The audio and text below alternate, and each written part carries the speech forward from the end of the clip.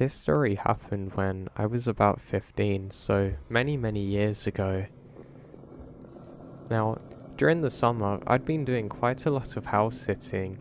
That was for my grandfather's property that he owned out in the middle of nowhere, truly in the backwoods.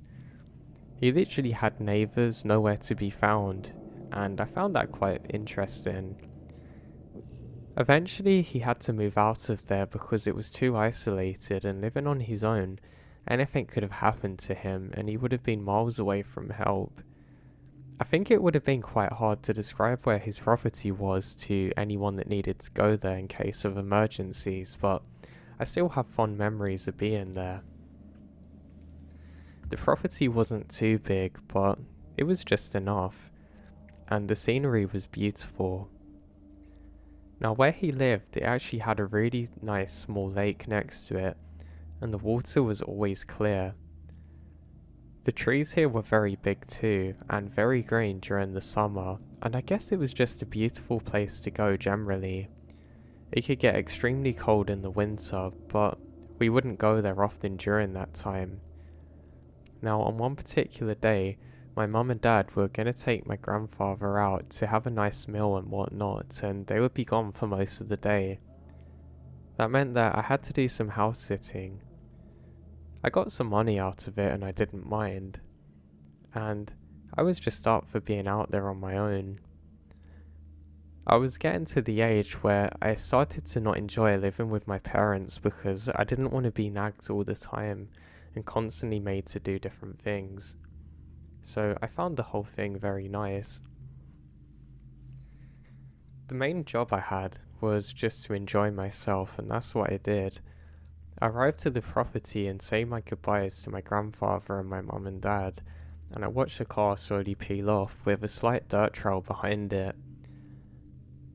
They tell me not to go outside very much because it could be dangerous, and I agree, but of course I didn't listen. So I head out and immediately I decide to go over to the lake.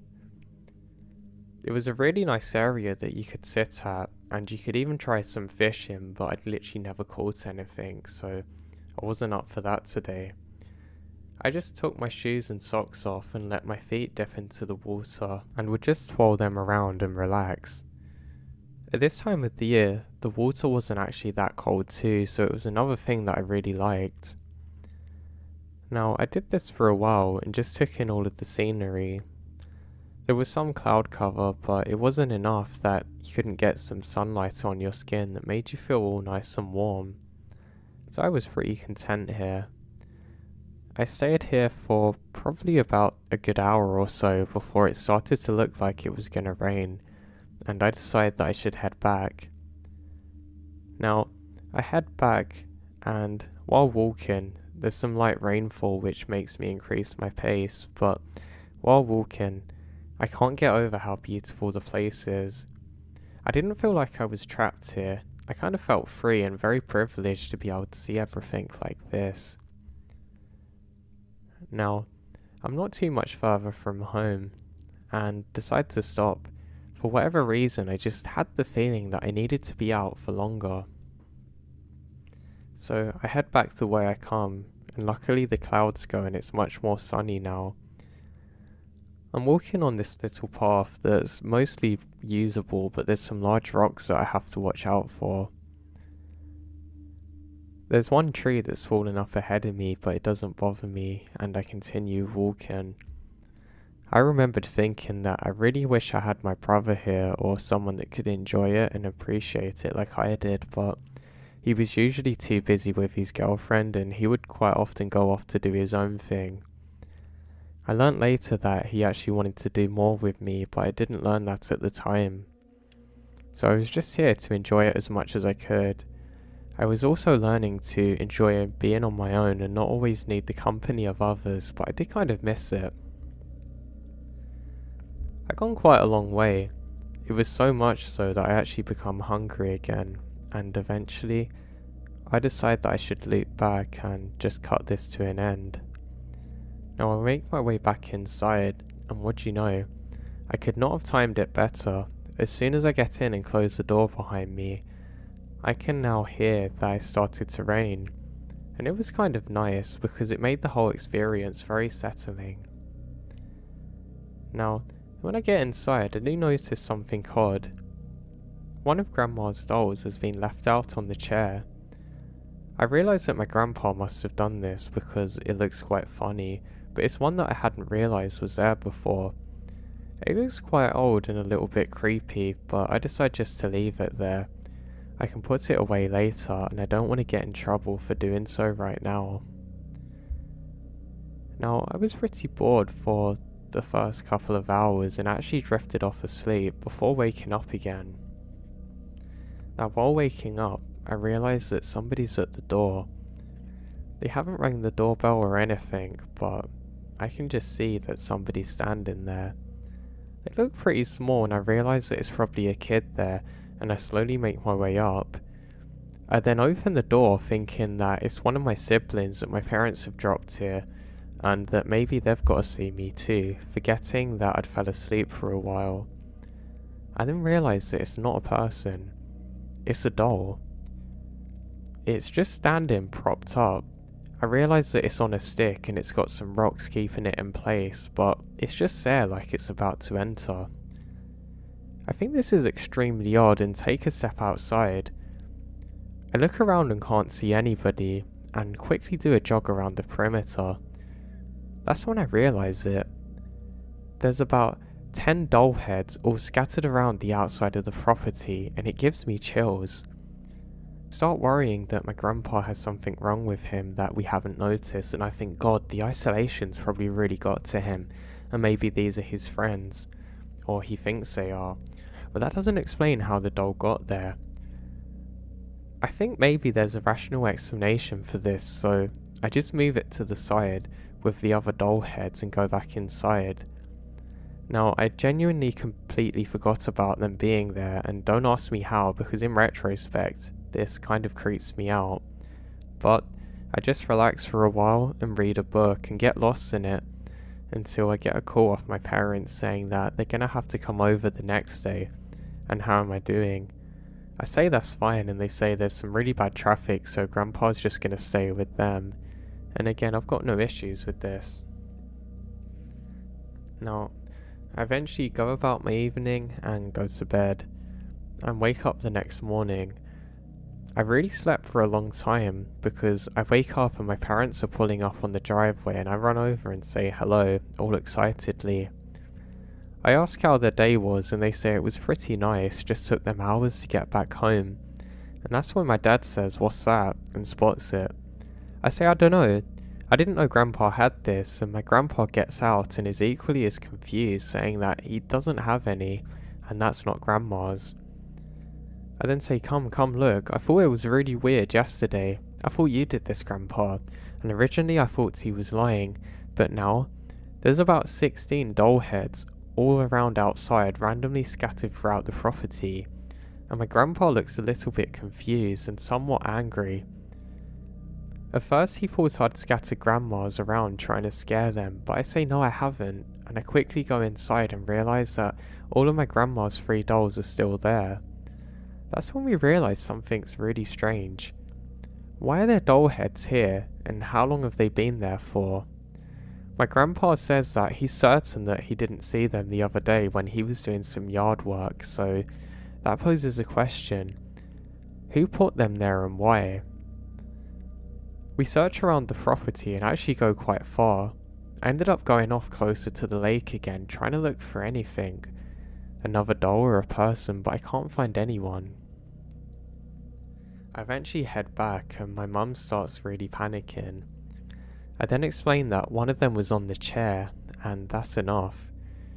My mum quickly gets all my stuff and my grandpa's stuff too that he needs, and she says that he's going to stay with us for a while.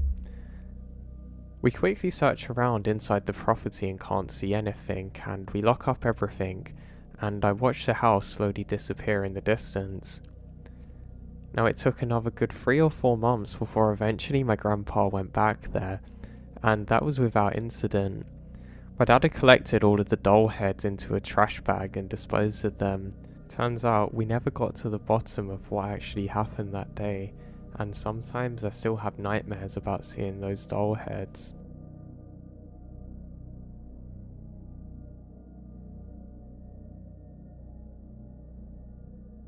Now, I've always been interested in the paranormal and unexplained ever since I was a young kid, after having what I now believe to be an experience with a black-eyed kid, but that's a story for another day. This one takes place when I was about 15 or so in the middle of Tennessee. Back then, I was going through my edgy phase, as we all do, and I thought it would be cool to go into the woods alone to blow off some steam, and why not? I spent a lot of time with my grandma as my dad worked 6 days a week, and I didn't feel comfortable being left alone at home since it was kind of a sketchy meth head town, whereas my grandma lived in a relatively nicer area. She owns a good few acres of land, and if you go far enough into the woods, there's this really beautiful waterfall that leads to an underground spring. So one day, I was going back there trekking the land I knew like the back of my hand at that point, enjoying the peacefulness and wilderness and everything it has to offer. After going uphill for a bit, it starts downhill and there's this clearing that takes you straight to the waterfall. Watching my feet as I walk, always cautious as to not step on a copperhead. I came down the hill into a clearing. Right at the bottom of the hill, I see something. It's unusual and catches my eye. It took me a second to realize what I was staring at, but it was the skeleton of a deer, like freshly killed. Now normally I wouldn't think too much of this, but something felt off. There was no rotten skin or signs of flesh anywhere. These bones still had flesh and blood on them, but no signs of skin or anything. My young teenage mind tried to process this, and I couldn't think of any predator in that area that could have just stripped a deer like this. The other thing is, no hunter would really be able to do this. Now, this is not an area where hunters are known to hunt to, or really supposed to be. The moment I realised this, a very strong sense of doom washes over me, and it's almost an impending one, and my fight or flight kicked in. It felt like the trees and everything around me was shaking, like something was moving fast towards me, so I took off and ran as fast as I can, not even looking behind me, because I can sense I'm being chased. I hear the twigs and sticks breaking under the weight of something behind me. It sounds heavy too. I don't think I ever ran so quick in my life. Once I'm out of the woods, I make it back to roughly where my grandma's is, and get into the backyard, and suddenly a feeling of safety washes over me. I don't know what was in those woods that day, but needless to say, I didn't hike back there or go back there on my own ever again.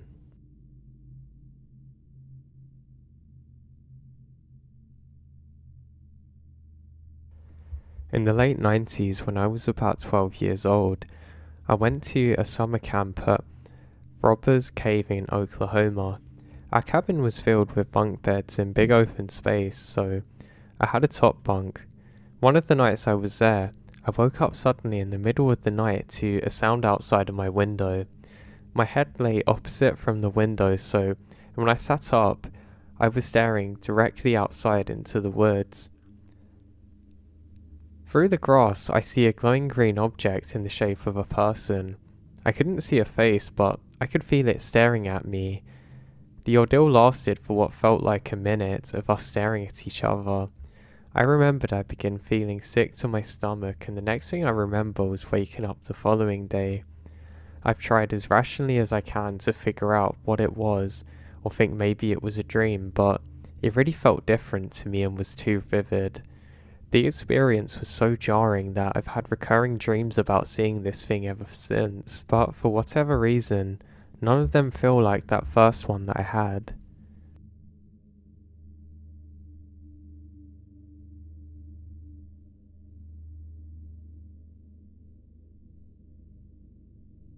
Now, I grew up on a ranch. My dad owned a small single-wide trailer. We were neighbours with my Tia and Tio. They were around 100 yards to the left of us. The back of our trailer was placed really close to thick woods, So, I didn't really have a backyard. We were kind of plopped right in the middle of the woods, but our driveway was connected to the main dirt road, if that makes sense. Well, I always felt creeped out about the backyard area and our back door. Like I said, we didn't have a backyard. It was a heavy, uncleared wooded area. We never used the back door.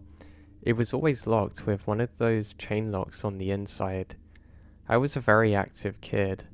I couldn't ever sit inside and chill. I always had to be outside exploring. Usually my cousins and I would explore the ranch, build forts and ride four-wheelers, but there were times that I would go exploring alone. I remembered there was one time I was looking around the trailer alone trying to find a good spot to build a fort. I was around 8 years old at the time. I went to the end of the trailer to explore. This area had a large area of cleared brush, but behind me was the backwood area. Now I can remember walking around focusing on finding a good fort spot when suddenly I feel really uneasy. My attention immediately went to the backwood area. It felt like someone was staring at me. The feeling was so intense. I booked it to the back of my house. I don't remember any other details about that experience other than feeling like somebody was there staring at me. There was another time where I came home from my cousin's house to get some clothes since I was staying the night with her. So it's around 9 p.m. My cousin's driveway connects to the main dirt road in the same area as my driveway. Anyway, when I open the front door and walk into the trailer, I noticed the back door was completely open again. I was staying at my cousin's house and my dad was down the road at a local bar. There was no one at the trailer for hours. My dad never opened the back door ever for any reason. I immediately felt very spooked and hightailed it back to my cousin's house without getting the clothes I initially went there to pick up. There's many other weird things that my cousins and I have experienced on the ranch, but this experience is by far the most alarming for us. It was during the summer of '07. We were at my cousin's house. My dad took us to Hollywood Video earlier that day to rent a movie. This was what he did to make up for being out late. Now, we ended up renting Texas Chainsaw Massacre and decided to watch it at about 1 a.m. We chose to rent this movie and watched it at a time because we love to get spooked. Well, after finishing the movie, it's about 2 a.m. and we still want to party, so we decide that we'll walk to my trailer and pick up the boombox and listen to our CDs we just burnt on a website. Remember, my cousin's driveway is connected to the main road parallel to where my driveway was. We get to walking and out of nowhere we hear a chainsaw going off in the hill about 40 or 50 yards to the left of us. Way too close for comfort. Again, this is 2 a.m. in the middle of nowhere. All of the land surrounding us is owned by a close family. None of them would ever opt to clear/operate a chainsaw at 2 a.m. in the pitch black. We actually have to use a flashlight to see the dirt road in front of us. That's how dark it was. When we heard the chainsaw, we all paused and looked at each other super confused. Once we processed what we're hearing, we run as fast as we can to my trailer, only because at that point, it was closer than my cousin's house. Unfortunately, my dad wasn't home. He was out doing whatever he was doing, so we couldn't tell him about what we just heard or ask for a ride back to the cousins. We ended up grabbing my loaded .22 and walking back with it in hand. Luckily, we didn't hear the chainsaw again. Now, to this day, my cousins and I are perplexed over this experience. There's no logical explanation to this chainsaw that we heard at 2 a.m. In a weird way, it almost sounded like a very loud recording of a chainsaw, rather than an actual chainsaw. Again, None of my family would wake up at 2 a.m. and start clearing or doing anything, so it's weird. Or why would they play the sound of one for no reason? And I feel especially weirded out because we'd just watched the Texas Chainsaw Massacre. Even though we were trying to get spooked, we didn't want it to be in this way. None of us are expecting what we heard. We all heard it clear as day at the same time. My cousins and I told our family about this experience on a few occasions. My family's response is always weird. My dad got short with us and said, well, you shouldn't have been out at that time. Now, I don't really know what to think of it.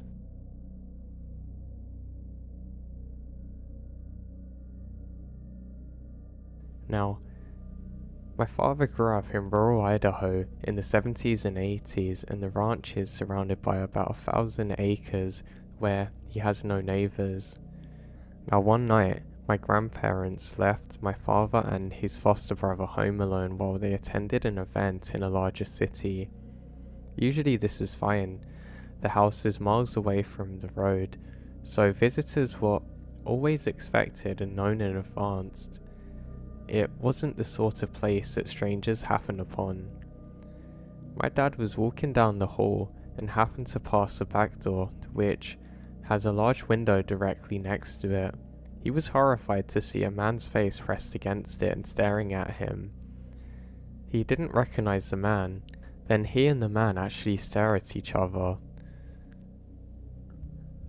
Now, eventually the man moved away. My dad screams for his brother, and the both of them run upstairs to the front door. The front door is large and a sliding glass door that overlooks the driveway. In the driveway was an unfamiliar car with headlights on parked. Feeling trapped, they decide to call the closest neighbor they can think of. The neighbor agreed to come and check out the place, and they sat and watched the car park. And though they never saw anybody getting in or out of one, they watched the car that's there slowly drive and go away. Now, there are two bumpy dirt lanes that lead in and out of our ranch. One running north and the other south. They're both about a mile long. The neighbor that had seen the car had arrived from the south only a few minutes after the car pulled away, and the grandparents actually arrived from the north about the same time. Neither had passed the same car, or even seen a man walking around. In the years since, almost all my family has seen the car driving around the ranch, and few people have ever seen the man press his face against a window. Now, we have no idea who he is though.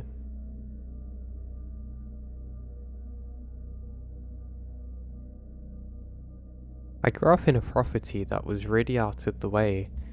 It was literally like an hour drive just to find your next neighbor, and that had some advantages as well as some downsides. The problem was that if you didn't have a car, you're kind of stranded. And normally my parents would always have a babysitter whenever I was out, but at the time of this story, I was grown enough and trusted that yes, I could be in the property on my own if they needed to go out and do things. And I was a teenager, so I was more rebellious then. My father owned a rifle and I knew exactly where it was and how to open it with the key, so I always felt safe. Don't worry, I was trained by him and I knew all of the safety stuff, and I always thought of that if ever I went near that thing. Now, on one particular day, my parents were going out for the evening. This was before cell phones, so I couldn't have called them if I needed to directly, but I knew that they had a landline that I could answer to, and I wasn't too worried really. They said that they're going to call around 10 at night just to check up on me before coming home at around 11. So I say goodbye, and I'm really happy here. It was kind of like one of those nostalgic summer days you remember when you're a kid, when you feel like you have all the time in the world to be at home and just do what you want, so I decided to go for a quick wander through the woods. I felt very happy, and I really enjoyed the fact that my parents were, yes, finally letting me do things as I wanted. It wasn't always as quick as I might have liked, but I didn't have a problem with it. I had some cool drinks with me as well that I'd bought from the store the other day with my dad. My dad said that I could treat myself and could also order pizza, so I was really happy. I had about $20 or so saved up and I was looking forward to using it. Before my dad left, he told me that I could use his own money, so it made it even better. I ended up going through the woods for a while and I didn't see anyone. I never did really. I wasn't even on a proper path, I just knew the area well, so enjoyed wandering around here. There was one kind of gate that you had to go through, which is owned by farmers, but there weren't any there at the time. I make my way down to the area that I like to sit at, which is near some abandoned railway tracks. Long ago the trains come here, and long ago were any other people. So that's why I'm a bit confused. As I'm laying down, I'm sure I can see something white just further up ahead. I didn't know what I was seeing. It kind of looked like when you see spots in your eyes and they glow too brightly, because I only saw it for a second but it disappeared. I thought that was pretty odd and actually ended up standing up and kind of covering my eyes to see as much as I can. You know how if you kind of make like binoculars with your hands you can focus a bit? I was doing that, but it didn't seem to make much of a difference because I couldn't see anything. I presume that yes, I'm not seeing anything and decide that I should just head back now. It was a given that I was putting on a front, but I was feeling a lot less confident than when I walked in here. Not to worry, I just played some of my favourite songs and headed out. Jump over the gate and head back to home. Now I eventually get back in and I feel pretty happy and content. I go to raid the fridge of some of the cool drinks that I had and I have them all in one. I realise, this is a bad decision because I wanted to save some to have with the pizza, so I just put the TV on to distract myself. Now I had it on pretty loudly and that's when I don't notice it at first. There's some kind of knocking coming. I quickly get up and go towards the door. I think maybe my parents have come home early, so I open it and say, "Hey Dad," kind of annoyed, but I realise no one's around. I can just hear the sounds of the TV in the background, so I just think that maybe it was on the TV and close the door. I head back inside and turn down the TV a little bit and order the pizza. They inform me that there's problems with the line and that they can't understand what I'm saying to make the order, and I keep saying, "No, please, I just need one large chicken pizza," again and again until eventually they hang up on me. Annoyed, I hang up my phone too, actually slamming it down. Really irritated because I can make my own food, but who wants to do that? I think there's better things that I can be doing with my time, so I go back to watching TV. Still irritated with the pizza place, I put it on a little louder than before. Now I get lost in the show that I'm watching and kind of half fall asleep. I'm awoken again by knocking again, and I'm convinced that it's my parents are home. I quickly get up and peer around the window, but I can't see anyone or anything. Again, this is pretty bizarre, but I try not to get too bothered by it, and just look at the time quickly, thinking maybe my parents have gone round to close the window or something. That's when I realised that it's only been about 10 minutes and it's way too early for my parents to be back. I'm pretty tired now, but kind of orientate myself again and decide to turn off the TV. I decide that I'm going to do some reading of some of my comic books now because I've got all of the things at my disposal that I want to do. So I go and grab one, this time moving over to the kitchen. I start reading through them and I have a feeling that there's something on the back of my neck. I keep trying to reach for it, but I can't seem to figure out what it is. At first I thought maybe it was like a spider's web that had fell onto me or something like a hair, but I realise there's nothing there. And I also feel much more warm than earlier. Again, this is a pretty bizarre one and I can't really figure out what it is, and I just kind of hope that my mum and dad come back quicker. I go to the phone to try and make a phone call to my parents asking how long they're gonna be. So I pick up the phone and I realise that the line is down. I can just hear a constant buzzing sound. I actually disconnect and reconnect it and keep on picking it up and down, but it doesn't make a difference. The line is absolutely funked. I think, God, this can't get any worse. To be honest, I was gonna reattempt to buy pizza afterwards too, so I was getting annoyed. I decided instead that I should go and make a sandwich now. I make it back to the kitchen and make myself a sandwich. I go back to watch some more TV, and you're probably getting tired of hearing this now, but it was one of my absolute favourite things to do. I'd love to say it was a big learning experience, but it wasn't. But hey, I was young, so it was a thing to do. Now, while watching TV this time, I noticed there's something, and it doesn't bother me at all at first. Don't ask me why, but I was probably too engrossed in what I was watching. I realised that there's a figure on the patio which doesn't look right. I can kind of just see it out of my eye until I turn around and we lock eyes. I'm now staring face to face with someone who is freakishly tall, dressed in a clown costume, holding a knife. I don't know what to do, and we're froze locking eyes for what feels like a good 20 seconds or so, but it was probably only about 2 or 3. I realise that I've dropped my sandwich as I was eating, and my limbs have all went limp. I go to scream, but nothing comes out of my mouth. For a second I considered that it was my parents and maybe they thought it was funny, but I realised it's not possible. This person is much taller than my dad. Now, to describe this person, they look like they're in their 50s or 60s, caked in clown makeup, wearing a typical clown uniform, mostly dressed in yellow. I go to scream again and nothing comes out when the clown slowly raises its hand up and starts waving back and forth to me. The clown then gestures to be quiet as it slowly walks round to the other side of the house out of sight, still clutching what I think is a knife. Now, I did scream finally, and I actually scared myself with the tone of it.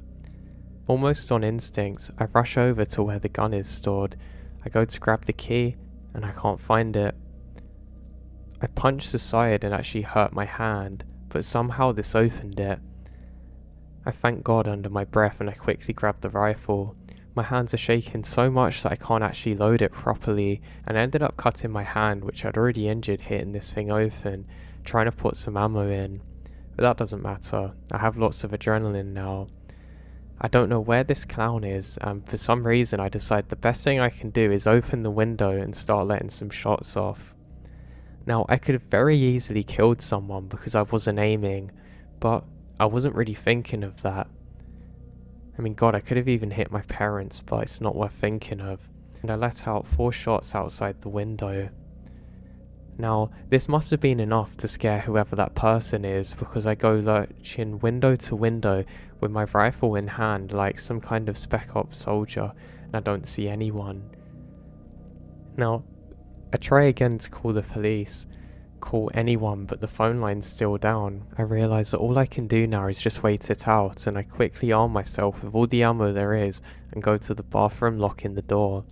From here I have a point of view where I can see if my parents have come home or not. I just cock one in the chamber and wait there patiently.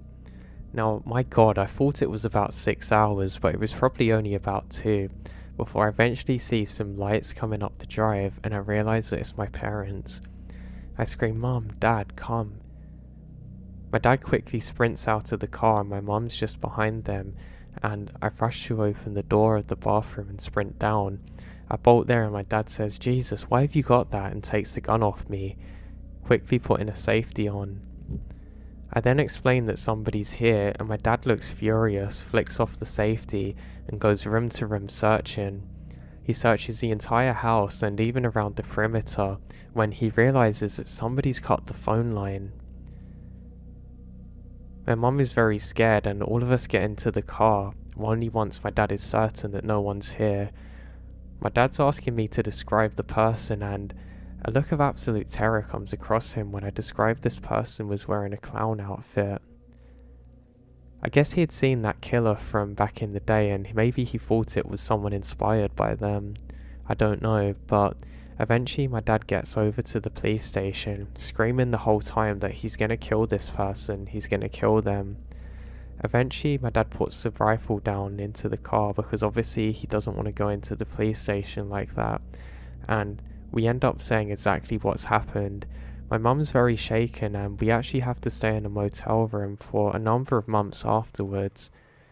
My parents are not able to sell the property, but my mum also got a gun and I got my very own one after this.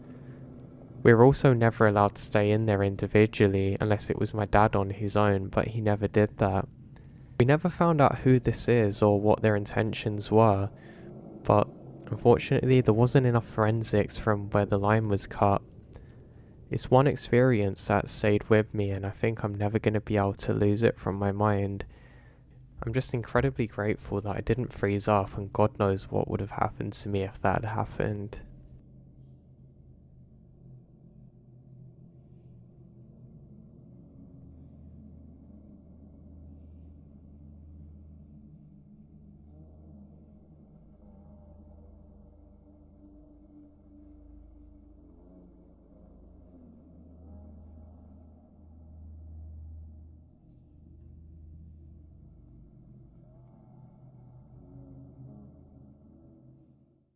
While working as a park ranger, there was one thing that always stood out to me as being particularly bizarre. Now, I'd like to say that this story started out in a beautiful summer's day, but it didn't.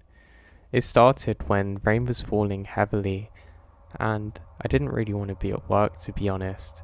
I had some other things going on that I really needed to take care of, and I was kind of getting fed up of waiting for some people to do things that they weren't. So yeah, it wasn't great. I kind of just wanted to get home and do other things and just take my mind off everything, because I found being trapped at work would make it worse. And also, I had to go and survey an area which I really didn't want to do, just because the weather was so bad mostly, but hey, it was my job to do it. So I head out and I make it a little way off the path before I eventually have to go into the forest. Now this was pretty close to winter time and there weren't that many leaves on the trees, so that was probably a good thing. It meant I could move through the trees, but they're on the floor now. All of the leaves, I mean. And it kind of made your shoes get quite grubby. And it was, I don't know, just not really nice with the slushing and the dampness of everything. I had my umbrella though, so I wasn't too bothered, but it also made going through the trees quite difficult because I couldn't really make it through too many without having to put it down a bit, and I was worried this thing was going to break. Now I eventually make it up into a clearing and I can see a lake which isn't far from where we're based. I decide that I'm going to walk up to the lake and just relax for a bit because I don't know, I haven't really got a time scale for what I'm doing and I want to enjoy myself and try and clear my mind a bit. So I eventually make it over to the lake and it's very misty and I can't really see too far across it. It wasn't too bad. I slowly felt my mind starting to cool down a bit and I started to relax and feel good again. I mean heck, I almost forgot why I was angry and this was really nice. We even have a small pier which I can walk on and that's what I do. I go right up to the edge of the lake and have a really nice look around and just enjoy myself. I don't do this for too long and I continue on my journey. Now the rain still picked up and there's actually a couple of downed trees around a small path which I'm near once again. This path hasn't been used for years and actually isn't available to the public. It's one that we needed to clear off and something that we're still doing today, but it made my walking easier. I was pretty surprised the trees were down because these were big trees and I didn't see anything that could have made them go like this. I did think maybe it was lightning, but I had second thoughts because there wasn't any signs of a lightning strike. I wasn't much further from the area that I needed to survey now, so I started to feel a bit better again. I think maybe being outside for long enough actually made my mind flip the other way and I was feeling quite happy. I continue on this path and I'm following a small stream next to me, and there's not so many leaves on the ground here, which is actually quite nice. I know my shoes are recovering. Now at one point I have to jump over a stream, but luckily I make it. There was a few downed trees around here, and actually too many to be considered normal, but I decided I'm not going to try and cross on one. Plus everyone would make fun of me if I'd fallen in and come back all soaked. Now, as I've just got over this small stream, I come into another part of the woods, which has fewer trees now, so makes for nicer walking. And that's when I noticed something odd. I can see a large person walking in the distance. Now, this person was very tall. I mean, way over 6 feet tall, but I can't really see much else about them. They seem to be wearing relatively dark clothing, but I don't know. They were just moving kind of weird, not like how a normal person would walk. I call out and don't get a reply. I do it again, shouting that I'm a ranger here, and say you've got to be careful because of the trees are falling down. And they don't say anything, but they seem to notice me. Now they do act almost suspicious, and I decide that I'm going to follow them. They kind of dart through the trees quickly, and I think this is odd. Worried that they've done something wrong, I decide that I'm just going to keep a distance and try and trail them.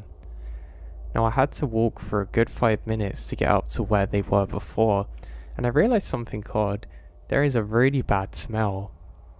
I actually start to worry that it might be a body here, and suddenly my mind starts racing. Something is definitely off here. It's almost like the scene from a horror film when the victim discovers a body, then becoming a victim themselves. I keep my guard with me, and am very cautious. I call out again, hey, deciding that they know where I am already, so I better find them quick. And this time, I'm met with something very bizarre. It's a screech/scream that I've never heard so loud before. It almost sounds animalistic, and it kind of reverberates through my entire body. Not sure whether somebody's really hurt and maybe has a loud voice, I decide to pursue again. I run a little bit further and eventually catch sight of this person again, quickly darting through the trees once more. They seem to be moving extremely quick, especially considering I've been trained to go in areas like this and move fast anyway. They seem almost like a level above me, and the smell's really bad here. I'm not sure whether they're carrying another body on them or something is that bad. And as I'm running, I notice something. Something hits my arm, and it really hurts, like badly. I look down and see that a large rock has been thrown at me. But how? This thing was almost like a bowling ball, and I'm lucky this just grazed my arm. Not really sure where it's come from. I think maybe this person had set a booby trap in the tree for me, and I trail back again. I can see something else coming over the hill, and it's another one. Again, roughly the size of a bowling ball, and I just think, how is anybody throwing these? They must be up in the trees. So I now go diagonal to where I am. I'm looking up at the trees constantly, but weirdly I can't see anything at all. That's when another one falls not far from me. I decide that I have to sprint now because these are getting more accurate, and I sprint as fast as I possibly can. I make it towards a corner and I hear a very loud thud on the ground. I stop in my tracks thinking there's going to be another body, and I slowly peer around the corner, and to my disbelief, a huge boulder is now laying in the middle of the path that I was following. I knew for a fact it wasn't there before, because one of the other rangers had been out surveying this area a few days previously, so that was really weird. I now realise that something's very off. I slowly make my way up the hill and look down, and that's when I spotted it. I locked eyes with this thing for only a couple of seconds, but those seconds felt like an eternity, and it's forever been merged into my mind, almost more stronger than anything else from my life. I was staring dead in the eyes of some creature which is probably 8 feet tall, covered in hair, that has sharp, jagged teeth, and very dark eyes. And when I looked at this thing, it didn't look that scared of me. It continues off, and I just watch it slowly vanish into the distance. Now I felt like my soul had definitely left my body in those brief seconds I was watching it vanish, fading away into the distance far too quickly to be any human. I now realize that what I'd just seen is something that not many people have ever seen in their lifetime, or that not many people would even consider to be there. I quickly start heading back in the opposite direction. I check the boulders there again, which it is, just making sure that this isn't all happening inside my brain. I eventually make it back past the surveying area, and I get further away from the smell, which slowly vanishes. I eventually make it all the way back to the station and report in my surveying, and I just sit there in my chair not knowing what to think. Thinking back on it now, the only logical thing I can think is some kind of skinwalker or something like that. I know there's no way it is a person in a suit because this was moving far too quickly, but I really don't know what I saw. I don't want to say it was Bigfoot, but I know it wasn't any bears, but what could this thing have been?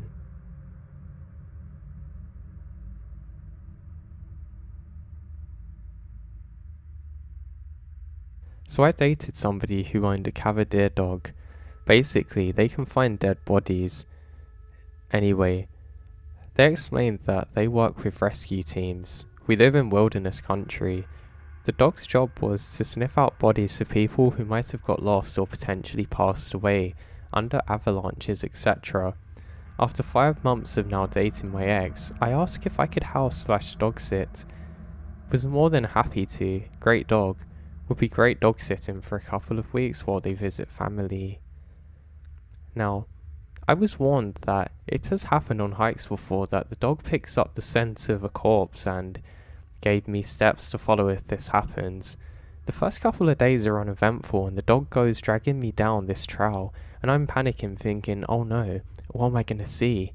But the dog stops at this very stern woman, just sauntering along. He keeps looking back and forth between me and the woman. She gives me a quick, your dog isn't well trained. I then drag the dog away. It happens with this woman a few more times, so I call the owner to bring it up. I describe the woman and my ex is shocked and confused, not familiar with the woman. Fast forward to my last night of dog sitting. I was going to bed and had this horrific nightmare about being held down by her. I hear a bark and wake up and the dog is standing next to me at the bed in an alert position, staring at the end of it. I never got an answer to this.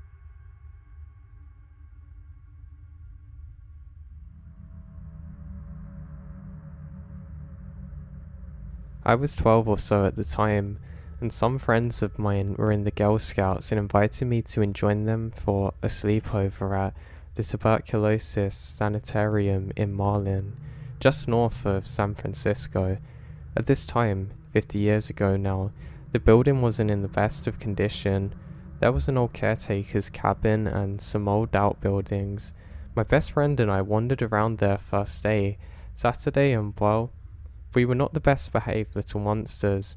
In spite of the locked door, we crawled through a window into the caretaker's cabin and explored it. My friend went upstairs and I stayed downstairs as a sentry. Already nervous, I was even more jumpy when I heard somebody coming down the stairs, but it wasn't my girlfriend. There was no one there, at least visibly.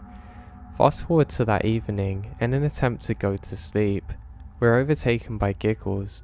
Hey, we're little girls, and one of the counselors separates us so the other girls can sleep. I was placed in the bed in this sunroom. It was an enclosed room but with windows on 3 walls. The wall I was facing is one with some French doors and a balcony. Now, early before anyone else was up, I watched a woman in an old-fashioned dress and parasol walk across the balcony and descend down the stairs. I just figure it is one of the counselors and roll over to go back to sleep. Later in the morning, after getting up and dressed, my friends and I explored the balcony, and there were no stairs. Strange. We all explored the old wooden acreage all around the old sanitarium, and off we all went back home. It was only a few years ago I did some researching and learned that many had seen apparitions there at this facility. so I wasn't really just imagining things after all.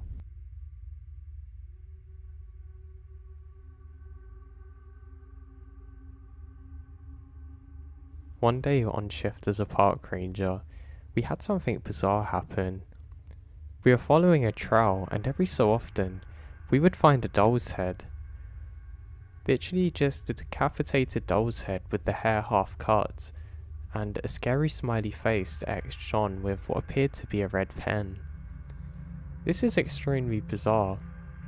We've never really encountered anything like this, and they seem to be going off in a particular direction.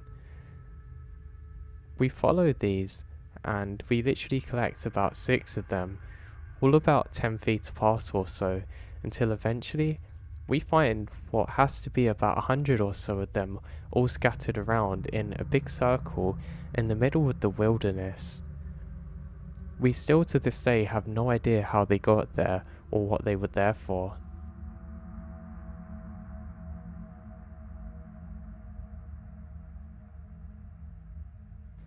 Now, this is a quick story from when I was growing up in northern Kentucky in the 90s.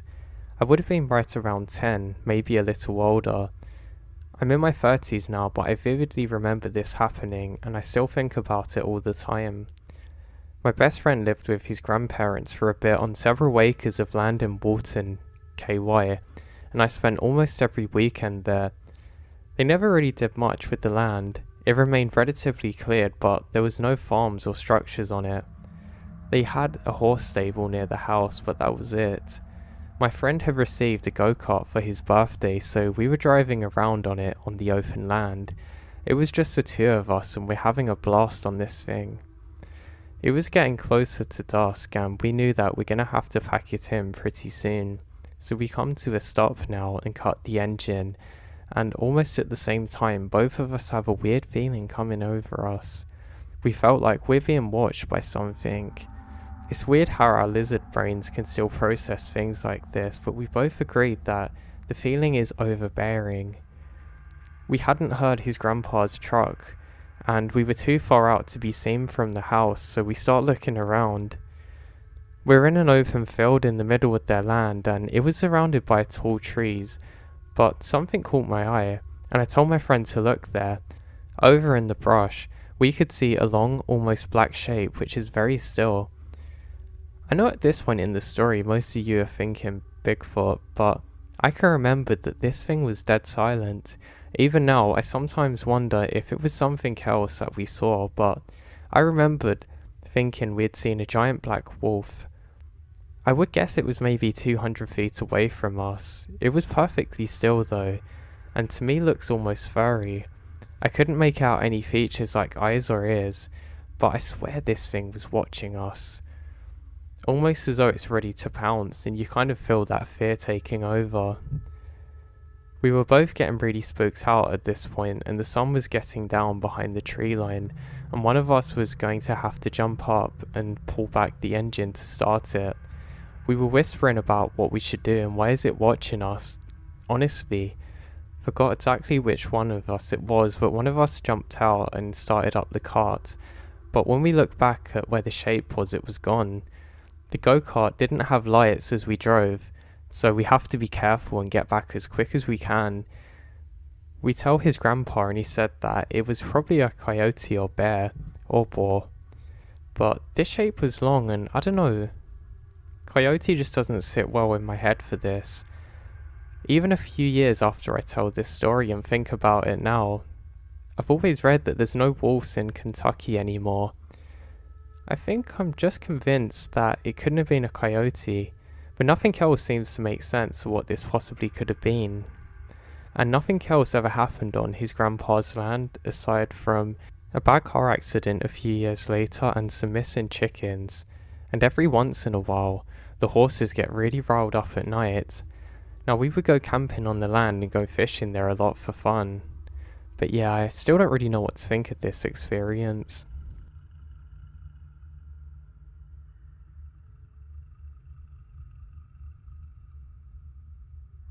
Now this one's relatively short, but I want to share this.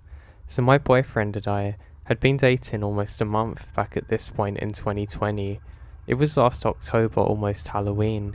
I wanted to do some fun nighttime nature walking, and my aunt told me about this cool unknown grave off Lake Erie, which is a nature park.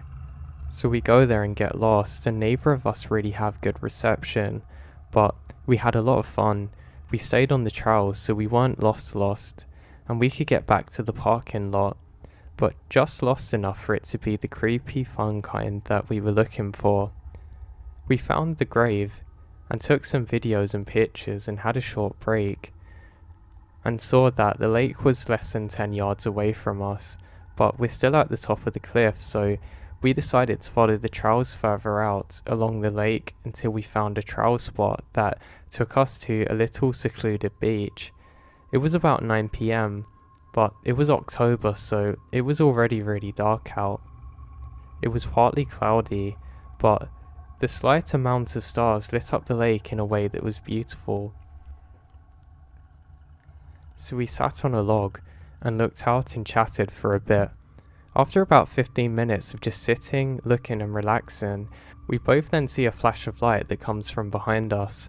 I should tell you that unlike most stories like this, the kind with two early young 20 adults wandering in the woods, there was no drugs or alcohol involved, but we both see this flash and instantly freeze and look at each other and ask if we both saw it. We turned on our flashlights and turned around to see where it comes from. It looked as though it was a really bright camera flash, but there was no one there. We hadn't seen or heard anybody else on the entire time that we're there, and it had been about 2 hours, I think.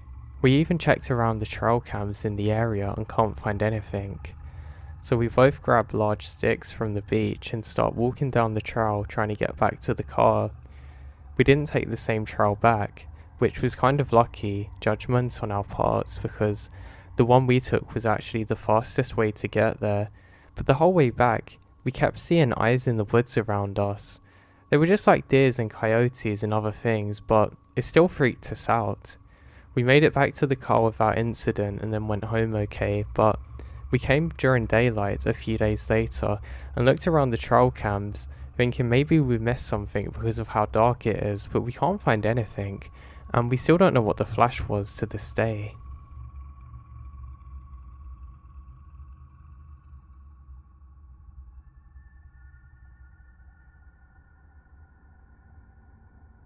Now this happened about 20 years ago while hunting with my dad in northern BC. It was a cold October morning and it was still dark when we parked the truck and started our hike into a clear cut. I was familiar with the area as we had moose hunted there before. My dad left and I went right, and I made my way to the top of the slope to get a better view of the clear cut. I found a stump to sit on and took my brother's binoculars and quickly found my dad in the clear cut across the mountain. As soon as I spotted him, I heard something heavy moving behind me in the forest roughly 40 yards away. Yes, a moose, I think. I then head towards the edge of the forest and I hear screaming and screeching like I've never heard before. It did not sound human and wasn't like any animal I've ever heard. It was so loud that I swear my soul left my body for a few moments. I turned around and ran down the clear-cut hill as fast as my teenage legs would allow me to go. When I got to my dad and he said that he heard it too, he finds the binoculars and also tries to see it. We then look up the edge of the forest and saw a big hairy human-like creature which is about 8 feet tall between the trees. It stayed there for a few seconds and then turns around. We got in the truck and went home calling it a day. We asked elders and relatives about it when we got back, and apparently it's a forest guardian and it scares the heck out of me.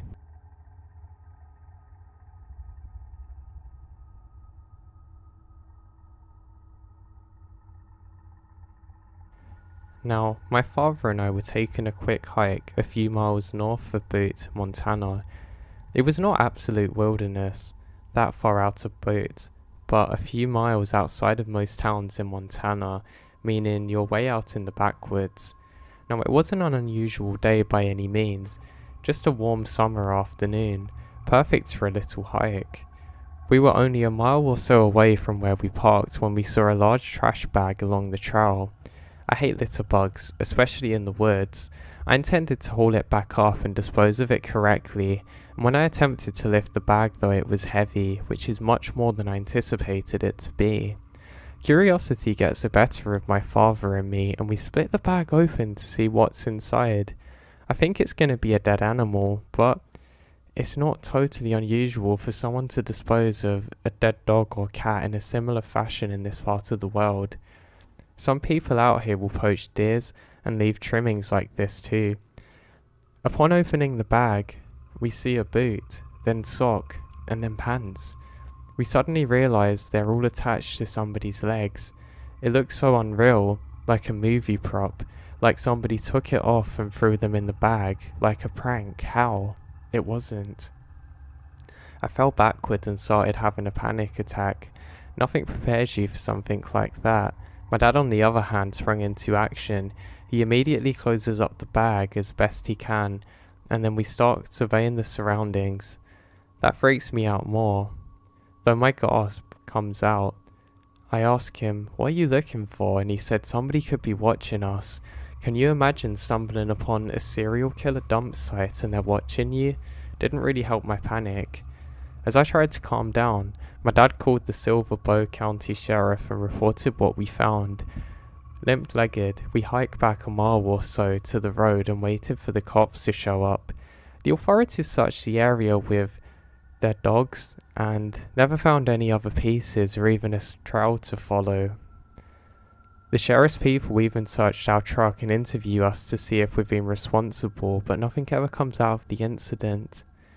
It's been just over 10 years now, and nobody has any idea who these belong to.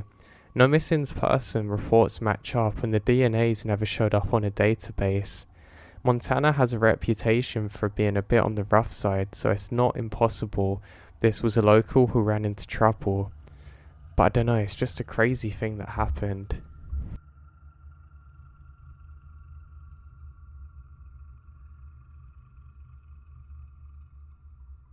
My parents live in a wooded part of Northern Carolina in an old mining town. We have about 3 or 4 abandoned mine shafts near us. Frankly, they've been used to dump old things or dead rattlesnakes to prevent the dogs from eating them. I know, gross, but yeah. Now my parents have a 5th-wheel trailer they parked in the front part of the yard, and I stay in it when I visit. I'm Native American, so I know when there's weird stuff out there. But this night, I slept with the windows open anyway because it's pretty warm. There's a mine shaft maybe 100 yards away on the property across the road. That's one of the windows is facing. Now I started hearing a moan or howling sound coming from that direction.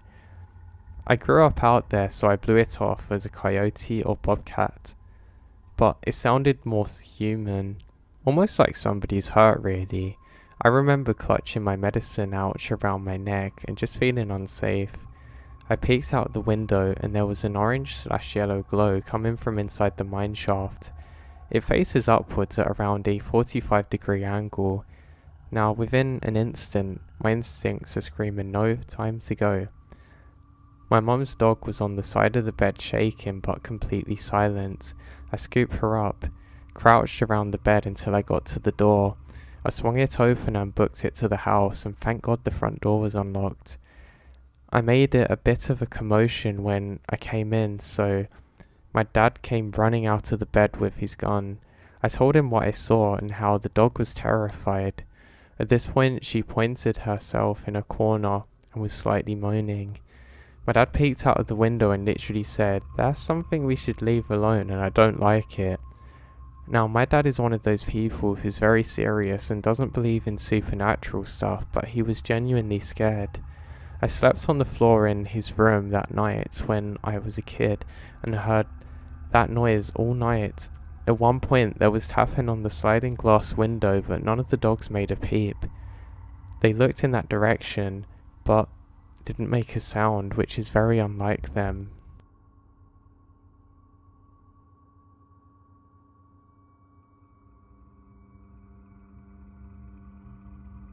I work as the equivalent of a park ranger, but not in North America. This is a job that my father had done and is something that I truly enjoyed. I felt quite honoured to be able to do this really, and not that many people where I'm from get to do it. One thing that always gave me the spooks, however, was growing up and hearing different stories about the folklore where I live. There were some really eerie ones, and I guess they kind of stick with you in a way. I'd hear about little gremlin types of creatures and other things similar to that, and it could really give me the spooks while I was on the job. Now, while working on the job, there wasn't too many strange things that happened to me. However, there was one thing I'd like to share from my childhood. Now, where I lived, there wasn't really too much to do, so it was normal for all of the kids to go around and just go on adventures and hike generally. Having grown up in the area, we didn't have too much of a problem with this, and we had quite good knowledge between us, to be honest, despite us being young. So for many days we would just explore the woods and play games out there. Now, one thing we like to do was go exploring around some caves that are in the area. Now, I know it's not really a good idea now thinking back on it, but at the time it was great fun.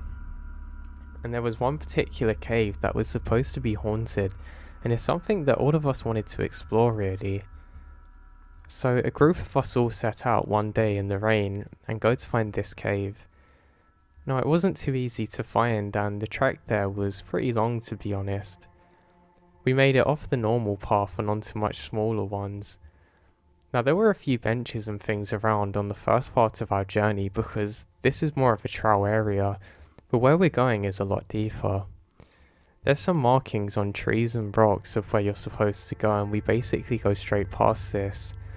None of us really had good shoes for the weather or clothes for that matter, but that was just how it was. There's some really nice streams that we walked past too, and I found it a pretty great walk, to be honest. All of us are just playing games with each other, daring each other to go first when we find the cave. I wasn't necessarily the bravest of the group, but I'm pretty sure I'm going to volunteer myself because why not? I don't actually think this thing is haunted, and I'm convinced that my friends are just messing with me. However, I didn't really want to be out during nightfall because I've heard lots and lots and lots and lots of tales about the creatures that could get me, and even now I still believe in some of them. So yeah, it starts to get dark pretty quick, but that's just because we didn't get to the cave initially. We also didn't have any torches or anything, but there's still enough daylight to see where we are. And we're in a deeper part of the woods now, so that's kind of stopping some of the light from piercing through. And all we're getting is some rain dropping on us anyway at this point. Now, after a good probably 40 minutes walking, we eventually come across the cave, and it looks pretty creepy. There's actually some other kids already there, and they tell us not to go in because it's haunted. And we just joke back with them, and eventually they wander off. All of them had left. Now, we all stand around nervous about who should go into the cave first, but I volunteer myself because, like I said, I don't actually think it's haunted and I think they're just messing around with me. I end up getting pushed to go in on my own, which actually annoyed me a bit because I thought I'd at least have some company with me, but there's no one. So I take my first few steps in and look around. There's not really too much to see, and I think this is going to be boring. But feeling brave by the monotony, I press on. I ended up going quite far into the cave, and I can hear my friends' voices echoing in the background. I ignore this and sit on a rock.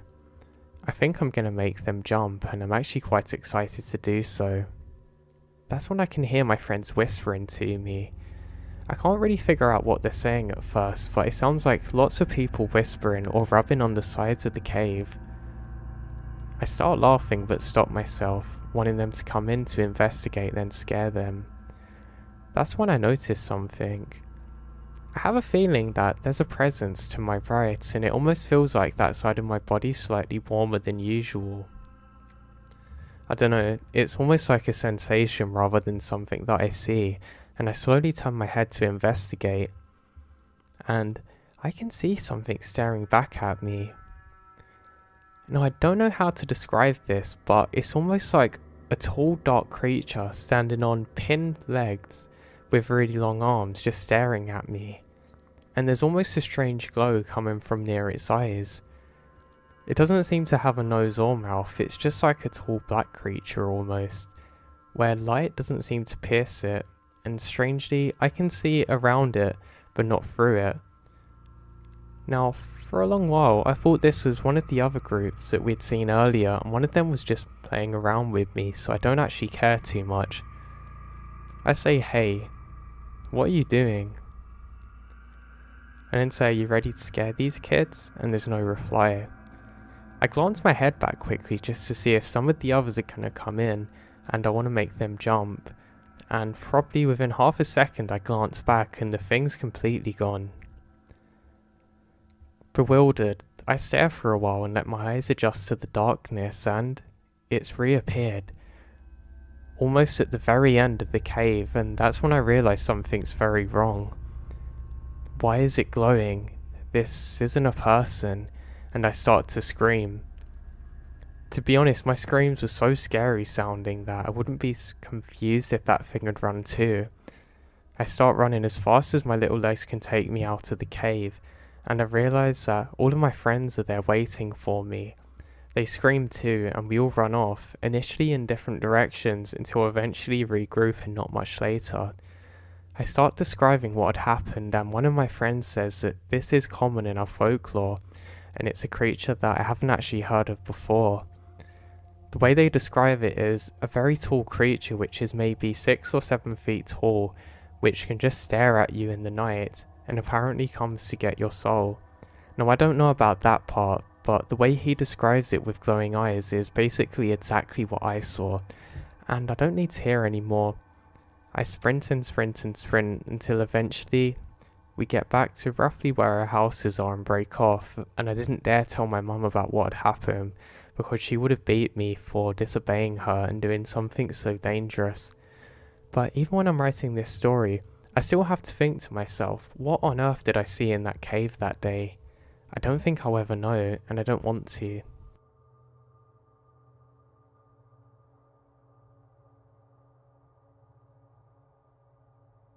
I'm currently a park ranger, and I'd like to share a weird experience that I had before.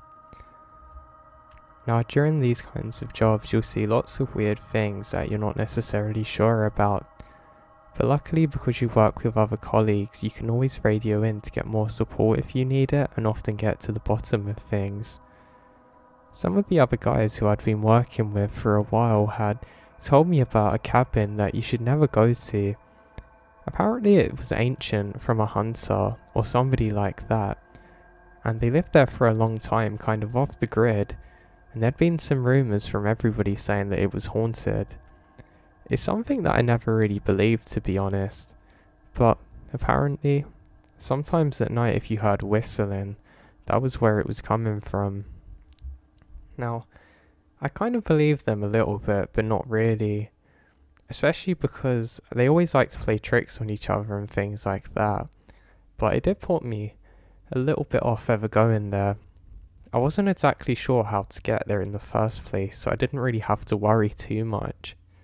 And there was a couple of other old buildings dotted around, and sometimes whenever I encountered them, I would stop and stay as still as I could and try and listen. Because apparently you had to wait for 30 seconds before he would whistle at you. But it never really happened to me, so I didn't really believe it was haunted or any of that, or that I'd at least found the right one. So there was one particular stretch of season that I was on my station.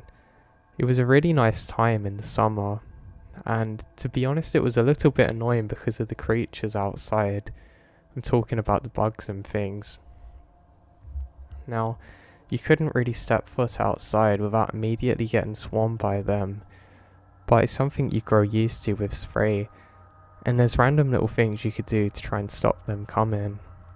So, on one of my days here, I had reports of hikers who got lost, and apparently there was 2 people that got lost with an old man. They were described as wearing 2 blue jackets, and the other person was wearing a darker colour, kind of like a beige or green almost. So I headed out into their relative vicinity to try and locate them. We weren't exactly sure where they were, but there was reports off of other hikers saying that these people looked pretty confused, and almost a bit worried. With this in mind, I thought that I should bring lots of water because they're probably dehydrated by now. A lot of people like to go out hiking and don't necessarily bring enough water with them. They think it's okay to leave it in their car and just go and retrieve it again later, but I can tell you that's not really a smart idea. The amount of times I find people that are really struggling with dehydration and they're actually about to go into a dangerous state of it because they haven't got water with them. Especially too, a lot of people wear too many clothes when they go hiking and they become far too hot. People aren't willing to abandon their clothes on the way in terms of jackets and things, so they just wear it and get too hot. I mean, for myself even, one day I remembered getting far too hot. And I was basically looking for somebody in a similar situation to this, but I started jogging when I found them with my jacket on. And by the end of it, I could see weird colours where my vision started to fade. And when I stopped, I felt like I was gonna faint. So yeah, lots of water with me and not too many clothes as I set out. Now, it didn't take me long to find them, and they were both just sitting under a tree.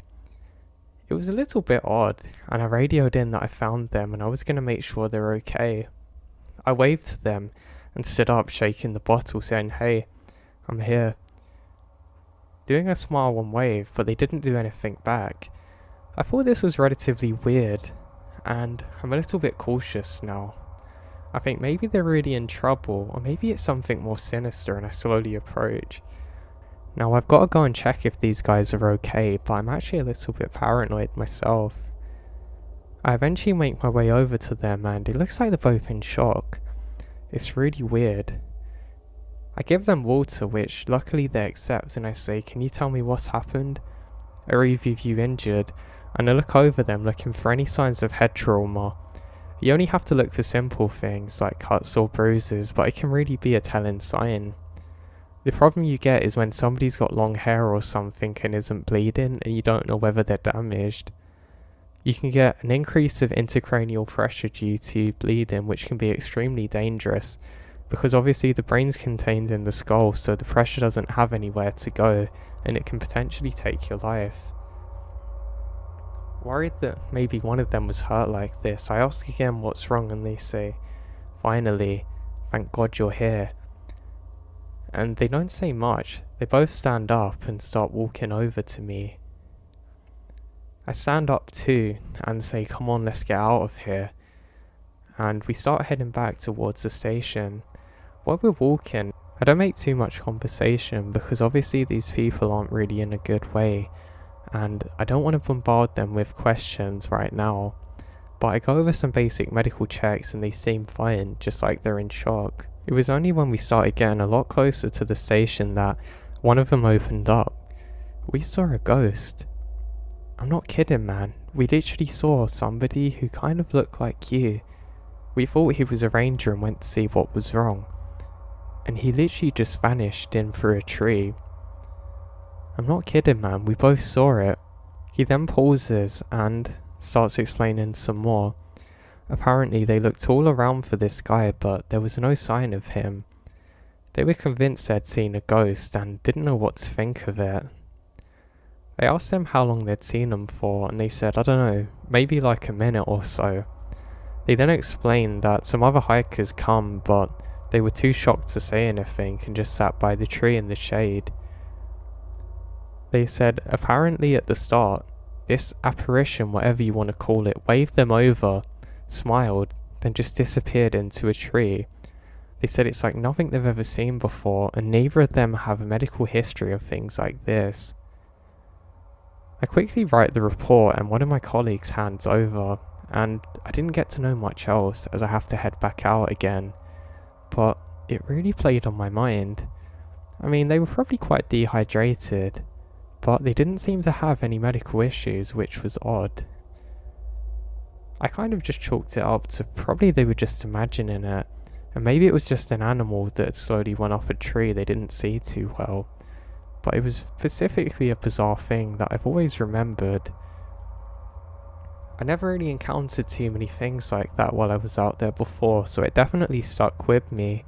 But I was glad that I'd done my job and they were completely fine.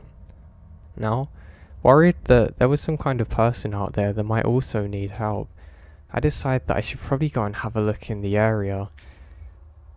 Based off the slim chance that somebody was actually there, I had to investigate it.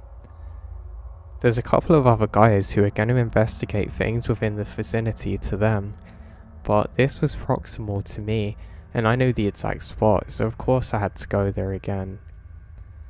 Now the walk was just as pleasant as before and I started to slam my own water, worried that I was going to become dehydrated myself. I was actually quite tired from carrying so much and the trek to these guys and back again. I didn't really understand the area they were in because they were well off of a path and they would have had to just walk idly through the trees for probably a good 20 minutes to get there, which, if you're familiar with national parks or big forests, is not really a good idea because that's how you get lost and how big search parties have to go out and people put their lives in danger to try and find them. So yeah, that didn't really add up. Now, like I said, the sun was beautiful and I was really enjoying the walk, to be honest.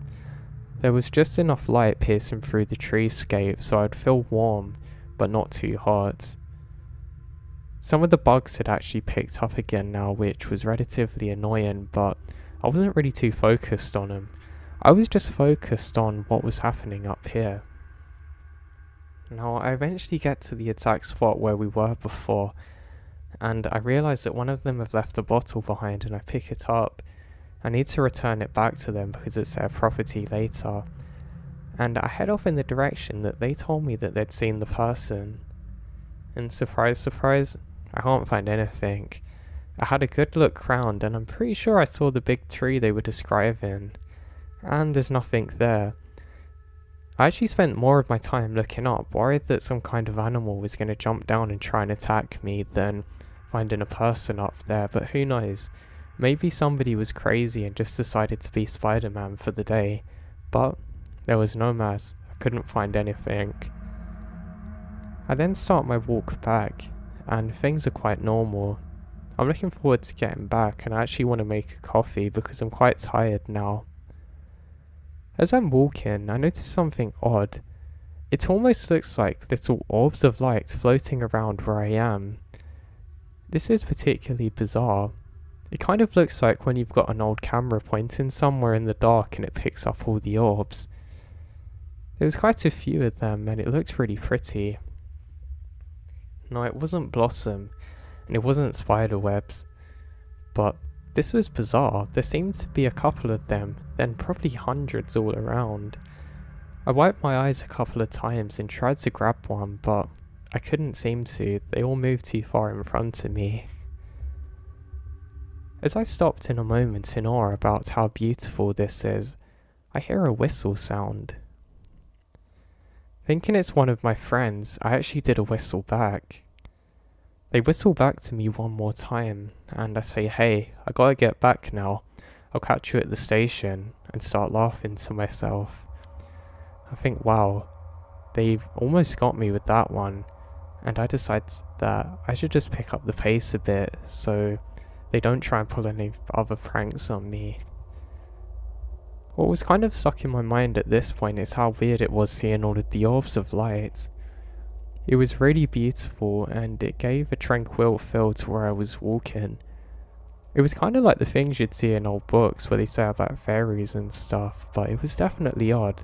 I started to think that maybe this was some kind of plant that I didn't know about that blossomed heavily. And I make it back to the station. I didn't mention what I had heard or seen to any of the other guys, just thinking it was one of those things, and I make the coffee, and the other couple are gone. I then see the ranger that was looking after them, and he looks at me and says, "I don't know, man, there was something off about those people. You know, you hear all those rumours, but I don't believe in all of that, but they looked really scared, and they weren't exactly the kind of guys that I guess you would consider to pull any kind of games with us, you know?" And I said, "Yeah." He said one of them was actually a medic and the other was a teacher, so we know they're pretty trustworthy people. I said, yeah, but come on, they were just dehydrated, right? He looked at me in the eyes and said, I don't know, man. Be careful out there. And that was that. So I enjoyed my coffee and I ended up going home not too long after as the shift was over. But there wasn't really too much going on in my mind. I just started talking to my then girlfriend and now wife, and I was more excited about all of the trips and things we could do together, so that quickly filled my time up. Anyway, skip to a couple of days later and I'm back to work. And work was something that I loved, so it wasn't necessarily a bad thing. So I'm on station once again, and we get a call in again about apparently there's a disturbance up by the cabin. Now, I didn't register in the time what one they meant because there was a number of them, but it's one I hadn't been to before, and they said to me did I mind swinging by that way, which I had no problem doing. Now, the only thing I really didn't like about doing was going into one that had spiders and things. We get some pretty nasty ones out here, and I remember the time that one had fell onto my head, and I didn't realise for about 30 minutes until I brushed my hair and a big old spider fell on the floor with a plod. I tried kicking it but missed, and I didn't know where it went at home. But yeah, I'm pretty paranoid at the things. Also, you can get homeless people who live out there, or squatters, or God knows what, so it was never a good thing. Plus, not to mention, often they're dangerous and in risk of collapse because they're so old, and especially if there's any kind of insect that's decided to make the wood its home. So yeah, I wasn't really up for this one, to be honest with you. So I head out with all of my things and I make sure I have a nice hat on, because if any spiders are going to fall on me and try and attack me, I don't want them on my head. So that's what I do. Now, it was going to be about a good hour's or so walk to get to this place, and again, it was a bit far off the path, so this wasn't good immediately. I ended up making it to the edge of the trail, and I start making my way in there. While I'm walking, I'm actually having issues trying to save my pants from the scrubs and things around me. There's all kinds of nettles and nasty things that are starting to get into my legs. I ended up getting stung by some plants a few times and it was really annoying. Especially because this is still in the summertime, so I'm quite hot at this moment, and the sweat is really not a nice feeling with the stinging of the plant. Now I get to where this place should be and I absolutely cannot find it. I re-triangulate my position multiple times and it should be exactly where I am. I should be proximal to it. I ended up putting in a few more calls to the station and eventually they guide me in the right direction again. I ended up finding an old building, but this one was really small. It almost looked like a small kind of shed thing where you'd store things. I say, yeah, I found it, let me go check it out. And there's a weird smell coming from this thing. It starts to smell really, really bad, and I'm starting to get worried that maybe it's the worst. I do have to investigate though, so I go closer and closer. I realise that there's an old door holding this thing shut, which is to a storage area. So I grab the biggest stick I can find and try and use it like a police battering ram. This didn't work and I sat down for a minute trying to figure out how I was going to open this. I then decide just to kick it, and I give it one big kick and it comes ajar slightly, and the smell was absolutely foul and overpowering, and lots of different flies and things pour out. Now I actually had to wait for a moment not to vomit, and I decided to go back and give it one last good kick, and it comes open thankfully. Now, covering my nose and with my torch, I peer in, and I find an animal's remains in there which clearly got stuck in there and couldn't get out, but it was disgusting. You could see by the fur on its body that it definitely wasn't a person, but it was too far gone to identify what it was, and I just leave it. I soon realised though that this couldn't have been the cabin that I was told to investigate. This was far too small, and it was a storage unit. Pretty grossed out, I actually took a while heaving up. I don't know how long it was, probably a good 5 or so minutes, but luckily I didn't vomit. But my god, did I feel tempted to. As I'm sitting there, I then hear a whistle. It's just like the one I heard the other day. Only this time, I'm pretty sure I recognised it as one of the friends that I worked with. I start laughing and go to do the whistle again, but stop because I'm not going to put my hands in my mouth and make myself vomit because of what I've just seen. So now I'm just sitting there, laughing while this whistling goes on every couple of minutes, for probably 10 minutes or so before stopping. It's coming from the top right of where I am, and I decide that I might as well prank my friend back. I want to tell him that I found some kind of computer in that storage unit and I want him to go and investigate because I can't move it. It's locked. He's pretty good with computers and he's pretty good at breaking things open, so I know that he'll love to go and try and crack open the side of the computer case and get it out. Or just some other stuff like that. Now, of course this was a complete lie because there's just a weird animal body there, but I just want my friend to get close and maybe push him a bit as a joke. So yeah, I start walking over and the whistling stops. It's very clear where it was coming from before, and I know I have to walk quite a way to get there because of how quiet the whistling is. Now, I probably walked for a good 4 minutes when I can see the silhouette of something up ahead. You can just make out that it's all black with its head and shoulders, just kind of lurking around, then slowly going behind a tree. I say hey, I'll call out my friend's name, but I don't get a reply. I think that's odd and I continue walking. I eventually make it up to exactly where I thought the whistling was and I can't hear anything or my friend.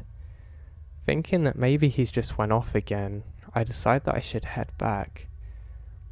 I turn around to head in the direction that I come from and suddenly I can see the cabin, one that I haven't seen before. This is it. This is the cabin I was supposed to find. That's odd. Thinking maybe my friend's already investigated it, I start to head back but realise that he probably hasn't found this too. It's kind of in some overgrown area and it looks pretty dated, but it looks like somebody lived in there long ago. Now I have to be careful because we've had reports of activity in here and they even seeing a light on, but I can't see any of this at this point. Now, as I'm observing it slowly walking closer, I'm sure I can make out the silhouette of a person again in the top. I think this is pretty bizarre because it's kind of like a one-story thing with an attic above it. But I don't know why anybody would be in there.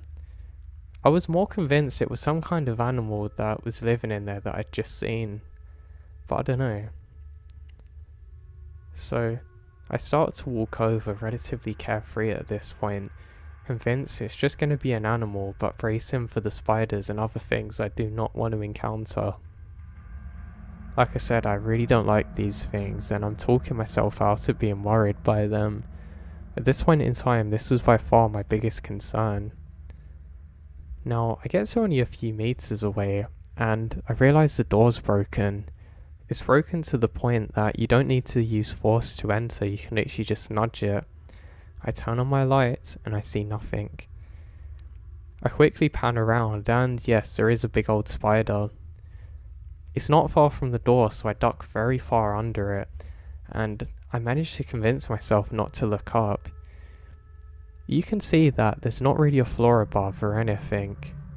It's kind of just like a very thin top, but nowhere for you to stand really. You know, if you go up there, you'll basically fall through the top, so there's no real worries about me doing that. I scan in the first room, and this place is really ancient looking, like well over 100 years old. I can't really see too much, but there's some hooks and things where I guess I used to do hunting and whatnot. Now, there is an underground area to this, but I didn't want to go in there because of the spiders, so I decided to avoid it. There's basically a hole in the corner that I could probably go down, but I'm definitely not going to do that. I think whatever's under there can stay under there, and it's not for me to investigate. Now, I turn to head back, having thoroughly searched through most of it, when I hear a whistle again. This time it sounds like it's next to me.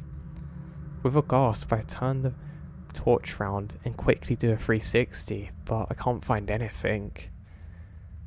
That's when I slowly look up and realise that it's coming from above me. There must be something on the roof or up there. I don't know what it is at this point, thinking maybe it's some kind of owl or something injured up there. I decide that I should probably go and look. I quickly pan my torch around and look throughout all of the top thing. I can just about see through it because it's kind of transparent slightly, and you can see there's nothing up there. So I decide just to give this old owl one chance of rescue. I make my way up to the crawl space where you can basically go in, and there's a very small ladder here. Hoping that maybe there's some kind of light or something that I can pull on, I slowly make my way up the ladder. I put my arm through and go to pull on the light switch where I think it should hang from. That's when I feel something on my arm. I feel 2, 3, 4, 5 pressure points and something warm up my arm, and I can feel a lifting force. Almost not registering what's happened, I slowly turn my head up and I can see a human arm pulling me up. It's not like a normal human arm though. This looks like it comes from a corpse and is all battered and bruised and very black and dark looking. I let out a scream like a girl. I quickly jump down and the arm just seems to vanish back into where it come from. I grab the torch again and quickly shine the light up, thinking something's about to chase me, but I can't see anything. There's no shadow of where the body should be on the top, nothing. With that, I sprint and kick the door open, and I half fall down in the process. I start sprinting as fast as I can, and to make it even worse, a spider fell on me, which I basically punch off my body.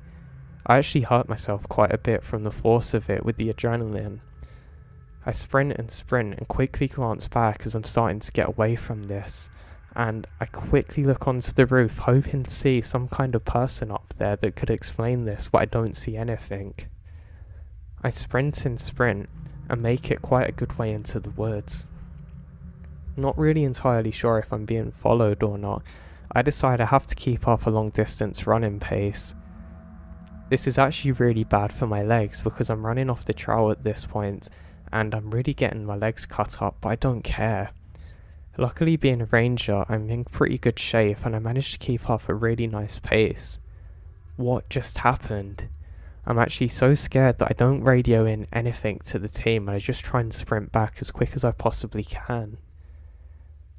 I start sipping on water where I'm trying to keep myself going without stopping for as long as possible. Eventually this created a new issue where I actually had to vomit a bit while I was jogging, but I didn't care. I quickly slipped some more water to keep me going, and eventually the pace catches up with me and I have to slow down.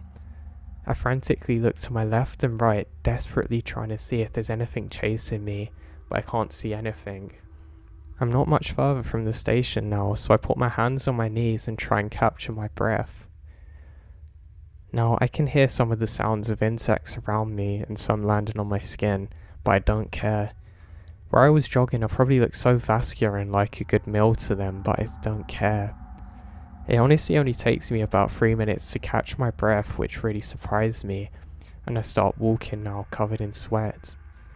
I'm only about 3 minutes from the station, and I go to radio in what's happened, but I realise there's no point. I'm nearly back at the station. There's some other people outside and they kind of look at me like I'm a crazy man. Looking down at my arms I can see why. I've gone very red from the jogging, and I quickly open the door. Some guys rushed over to me and say, "What happened? Are you okay?" And I stop them. I say, I'm fine. It's just, something weird happened when I found that cabin. I say, I'm sure somebody was up there in that attic. I heard them whistling. And when I gone up there, something grabbed me. And the guys started bursting out laughing. They say, yeah, right. Did you actually go there or not?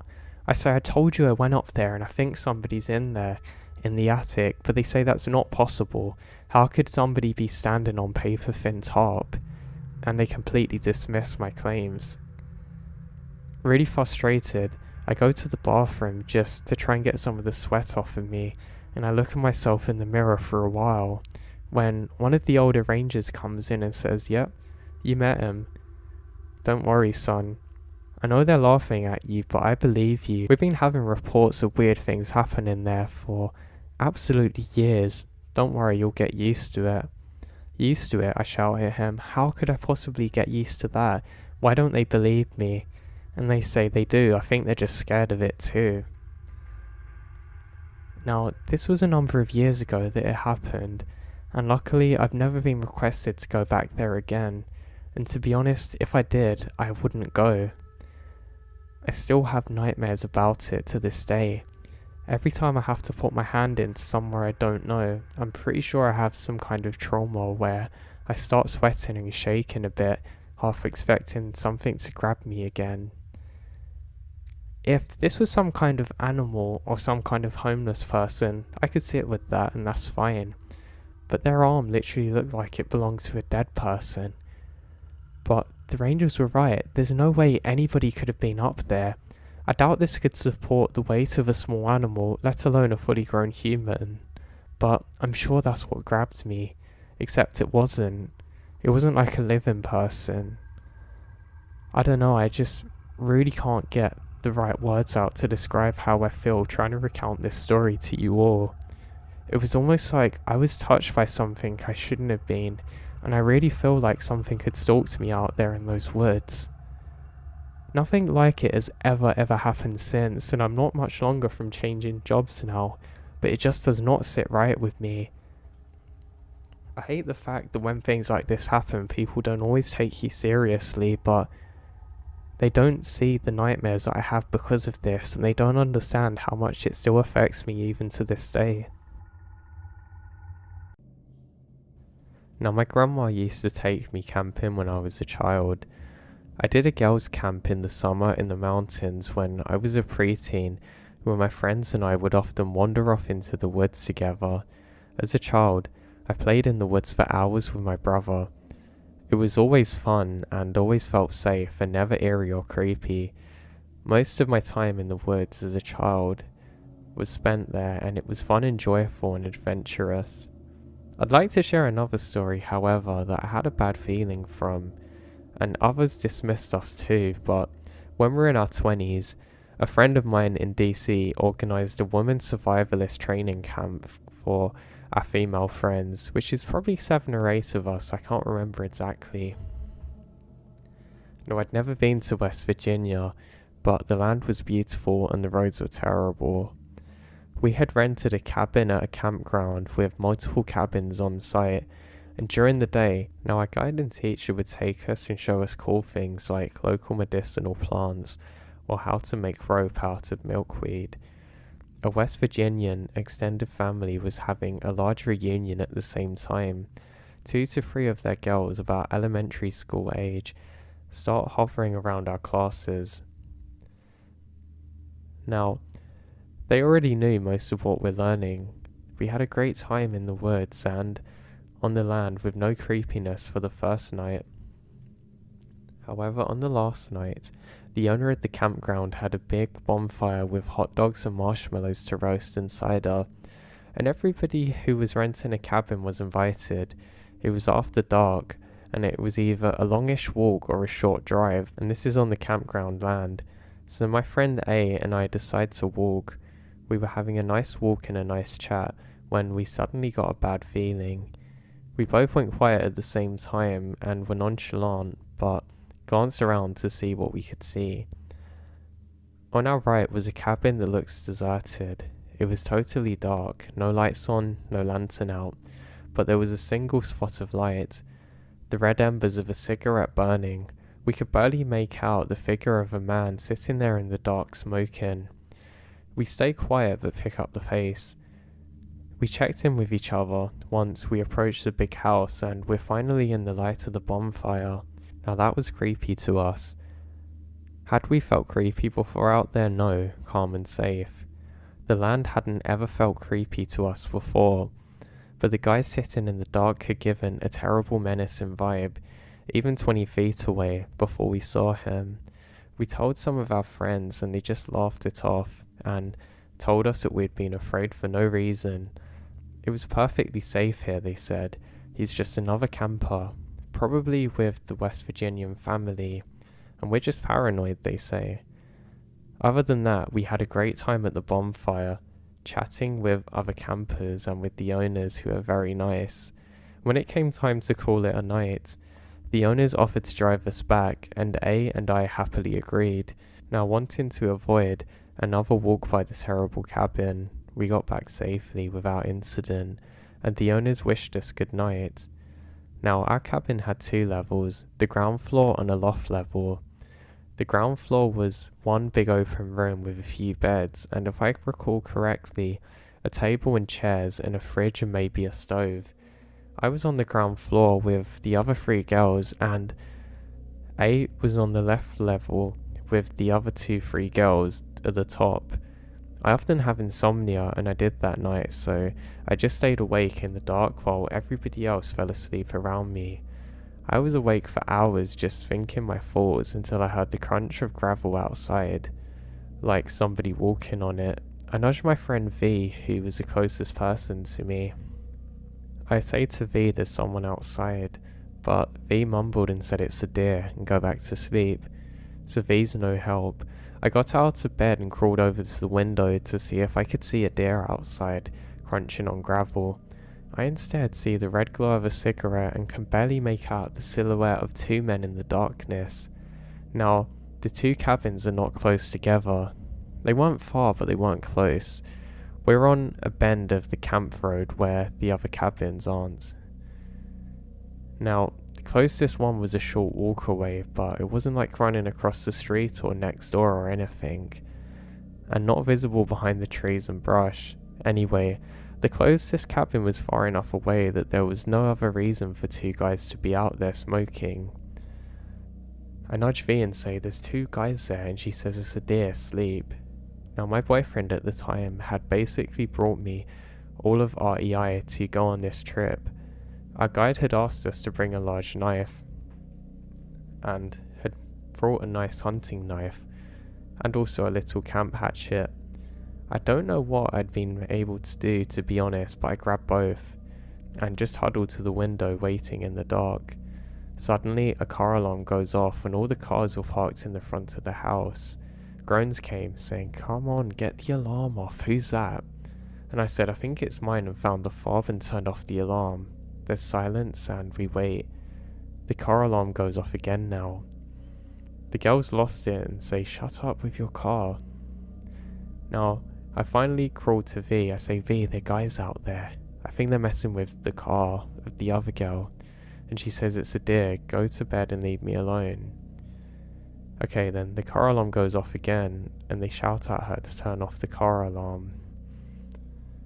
Now, A eventually comes down the little ladder thing. I went up to her and whispered, "Hey, there's 2 guys out there and no one believes me. They're just saying it's a deer. But I saw them smoking in the back. You can't go out there alone.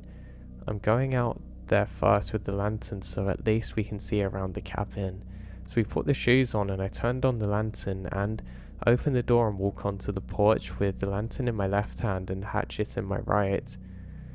I hung up the lantern on a little hook on the porch. It was very bright and lit up the whole clearing in front of the cabin and the whole parking lot for the cars. For at least a moment we can't see anyone there. I tentatively walked towards the front door and walked around the car, trying the handles. No alarm went off as she tugs them. "See, it wasn't a deer," I said. "Even with you trying to get into the car while it was locked, no alarm. Your alarm's not sensitive, someone's trying to get in." We go back into the house and lock the door behind us, turning off the lantern, and sat inside the dark waiting for our eyes to adjust. A told me that she hadn't been able to sleep well and had been lying awake in the dark in the loft, feeling uneasy. I told her I wondered if somebody had tried to lure her out there alone in the dark and had been spooked off when the two of us came in with an extremely bright lantern. We then stay there, quietly chatting together in the dark for hours, waiting to see if anything else would happen, but the alarm doesn't go off again, and finally, enough time's passed that we decide to go to bed. The car alarm was quiet for the rest of the night. That was our last night there, so in the morning we pack up and I drove back with A. Now, if a zombie apocalypse were to happen, I pick A for my team because she was listening to her gut and worked with me as a team to keep everyone safe. I'll keep this short and sweet, but this happened a few years back. We're having a brutally cold winter.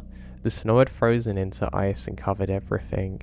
It was pitch black in the backyard, and when I went to let my dogs outside one last time before bed that evening, as we exited the house from the sliding door for the walkout basement and onto the lower deck, I felt that something's off. Our house backs up onto some woods, so I was accustomed to hearing noises from wildlife in the night time, but this is different. Nothing made a sound except the Arctic cold wind, but I had a feeling that I'm being watched. The entire time my dog was in the backyard, I looked around nervously, expecting a coyote or some other kind of predator to pop out of the tree line.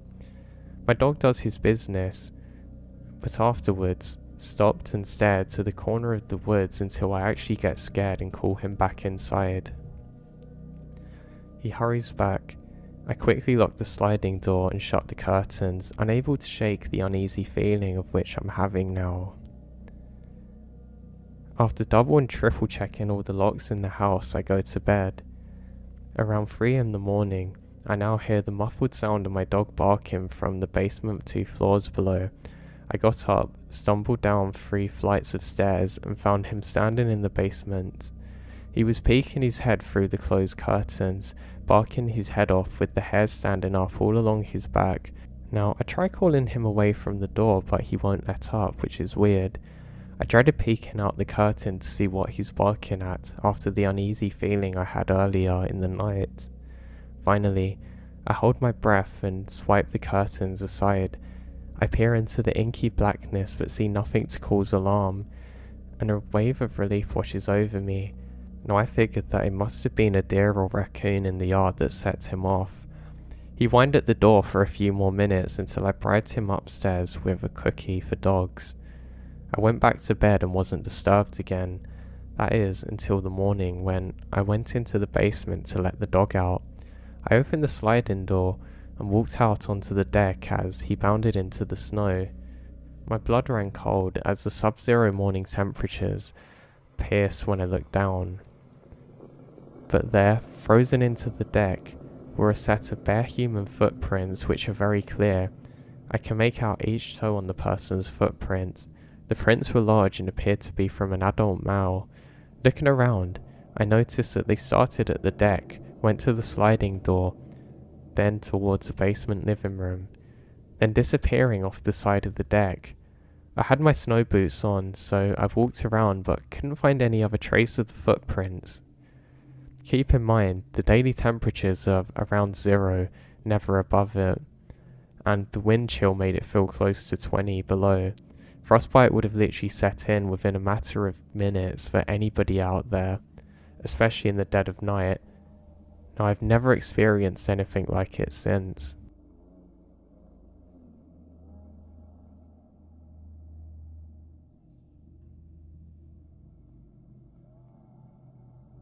My father is a park ranger, and even when he was off duty, he still liked to take me on trips out into the great wilderness.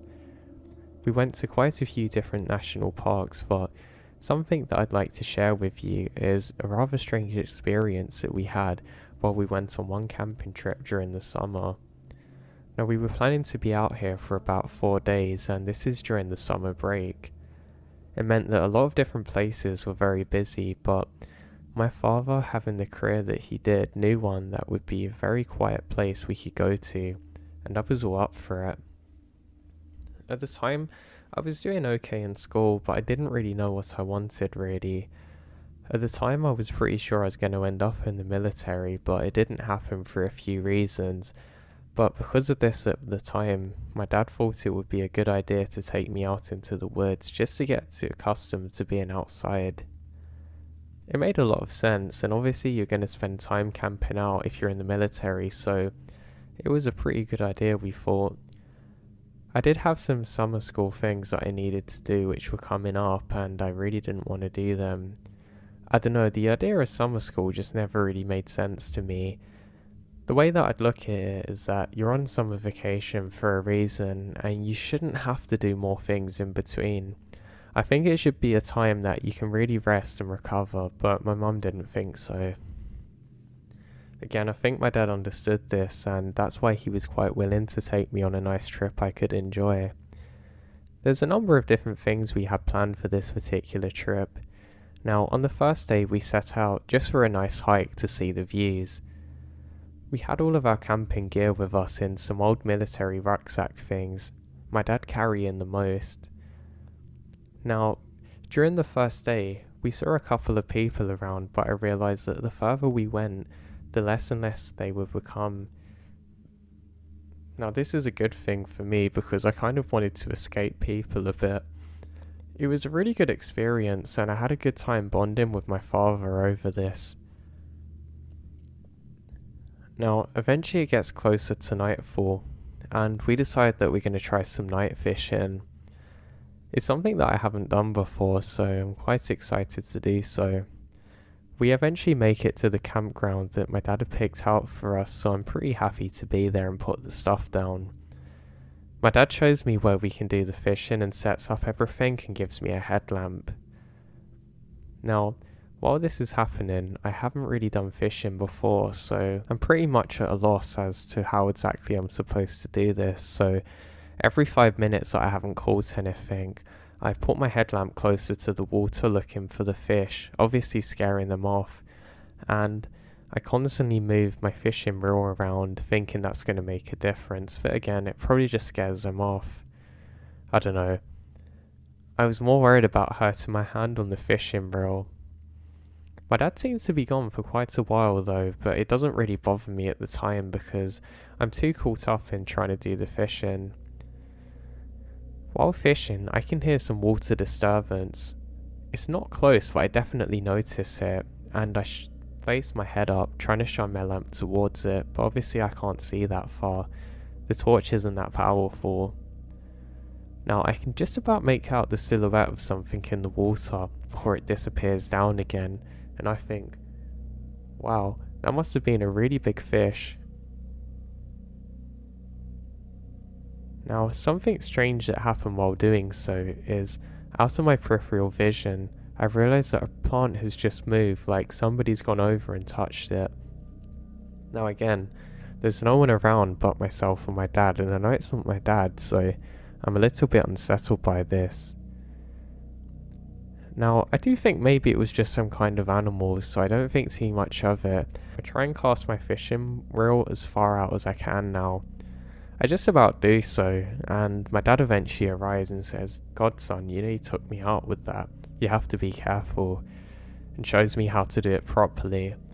And my dad's actually doing fishing properly. We didn't eventually find anything, but he tells me not to shine the light down because it scares the fish and that you kind of want to stay still.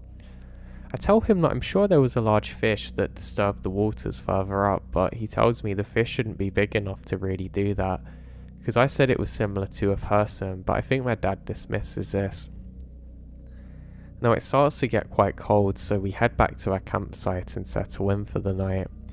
And it's a pretty good night. My dad was reading a book and I wasn't really sure what to do with myself, so I just started drawing some things. It's something I'd done when I was a lot younger. I don't actually do drawing anymore, but I'm pretty good at kind of like the cartoon sketches for some reason. I guess I used to draw The Simpsons and SpongeBob or something like that, but I think that's the reason that I have kind of a knack for it. And my dad was pretty impressed with my drawings. I just drew some of the forest and tried to draw the thing that I'd seen in the water earlier. Well, not necessarily the thing, but the way the water was disturbed and the plant moving. It felt like the right thing to do at the time. And that was that. We eventually fall asleep and wake up for the next day. Now on the second day, we weren't actually leaving this spot, and we were just going to do some more hiking around. My dad took me to one place, and my god did it have a beautiful view there. Everything looked so pristine and beautiful, and at the time it cemented into my mind that I wanted to be a military person, because I thought, well, I'm just going to be seeing things like this all the time, and for that I was incredibly excited. Now my grandfather and his grandfather are in the military. We're kind of from a military family, so I thought it was going to be good to follow suit. Now, eventually this day comes to a close and nothing too much happened. The following morning we pack up and we're ready to go on to the last part of this, get into the last campsite, the third one. Now the hiking to get to this one wasn't too bad really, and again I was pretty pleased to go out there. I don't know why, I just felt good the whole time and it was a lovely experience. Now we get to the campground eventually and settle in for the night, and this is when things get a bit weird. I'm awoken by the sight of somebody outside the tent. I can just about see the silhouette.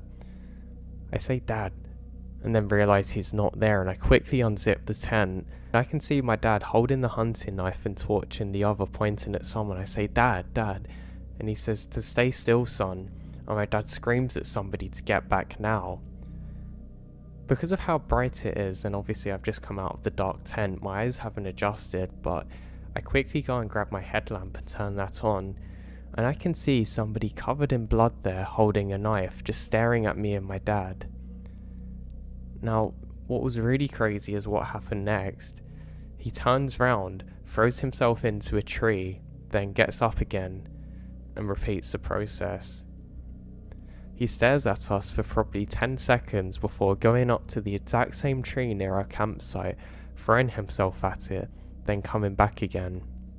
I realise that he's dropped a knife and constantly picks it up, and he hasn't cut himself, and the blood and stuff is just from the tree. But what on earth is he doing? Now this gone on for a good 10 minutes before my dad tells me to start packing up everything.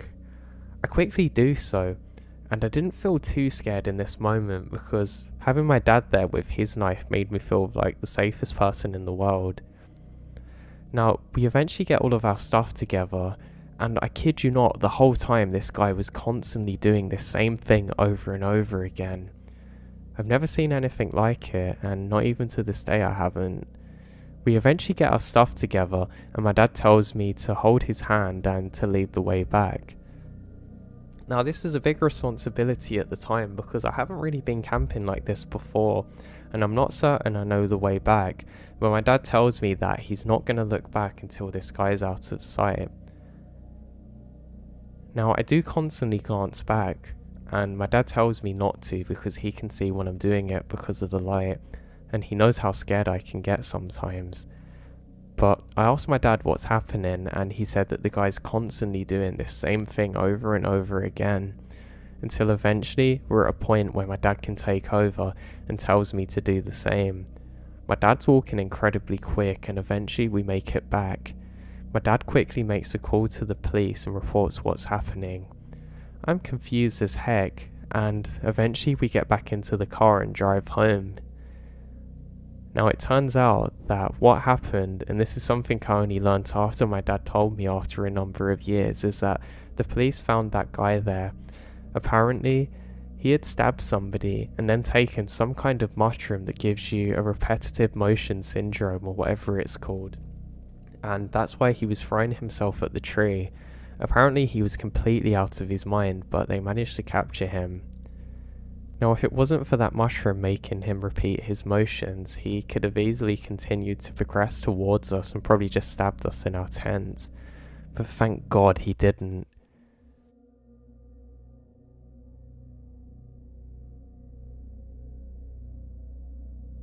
In 2020, my mum, 60s female, and I 30s female, decided to go on an overnight camping trip together on the Oregon coast.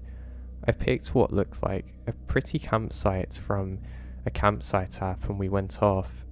When we got there, we realised it's right off the highway, but there were enough trees and a fence up that you couldn't really see the road.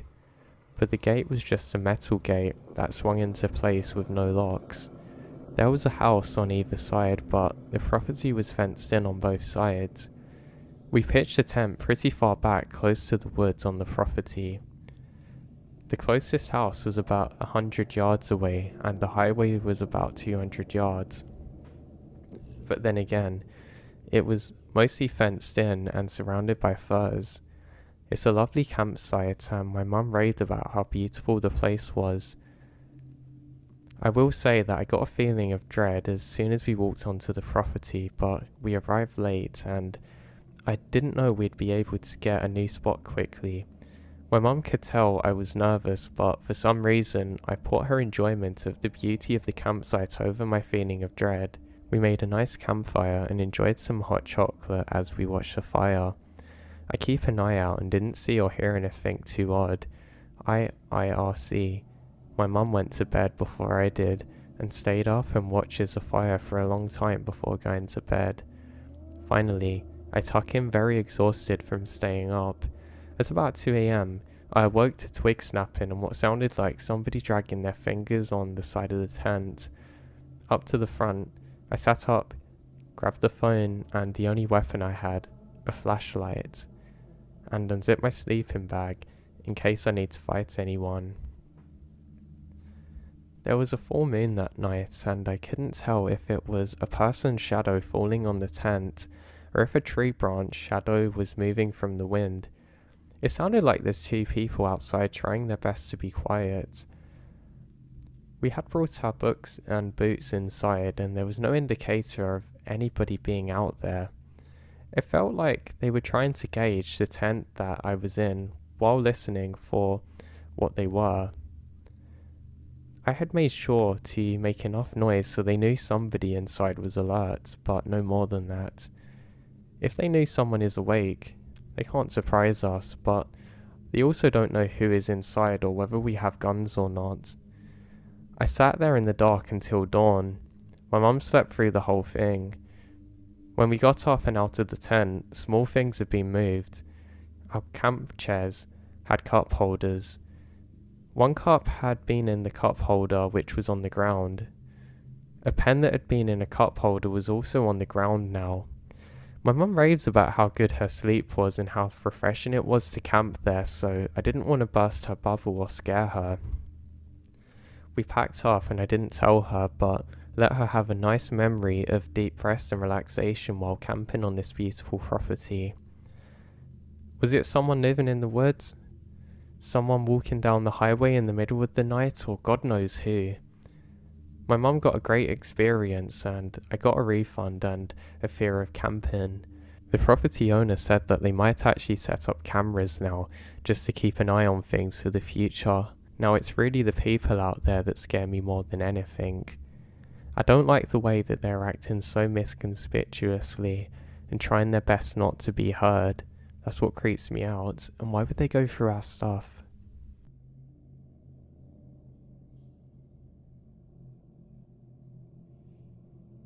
Now, I work as a childcare professional, and one of the kids that I look after had recently gotten into hiking. I decided to take him into a really cool trail in the Salt Fork State Park. We were all set up to hike to the Hoss Cave after parking right near the beginning of the trailhead. The entire trail was about half a mile, which is why I say I chose the trail for our hike that day. I also chose this trail because any time that I'd been on it before, it was busy and full of people and a very popular site which makes me feel very secure. However, this past summer, we had a cluster of 7 summer storms which causes massive damage to the trail, so to my surprise, it was much more difficult and completely empty. I wasn't bothered by the trail being obviously empty because there was a small construction crew working on a bridge that was just barely visible from the trailhead. He was still up for the hike, despite the entire width of the trail being washed out until it was no more than a foot or so wide, with a 6 foot to 12 foot drop off into a creek bed. There's then a solid rock and several miles of trees. Now he's very athletic, and I was confident in his abilities and he was so excited to tackle our adventure.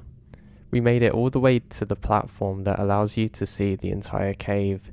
Now there's many trees which are surrounding the platform, and it was actually closed at this point, but we made it this far and we decided to maneuver around the platform and proceed a few hundred feet into the cave.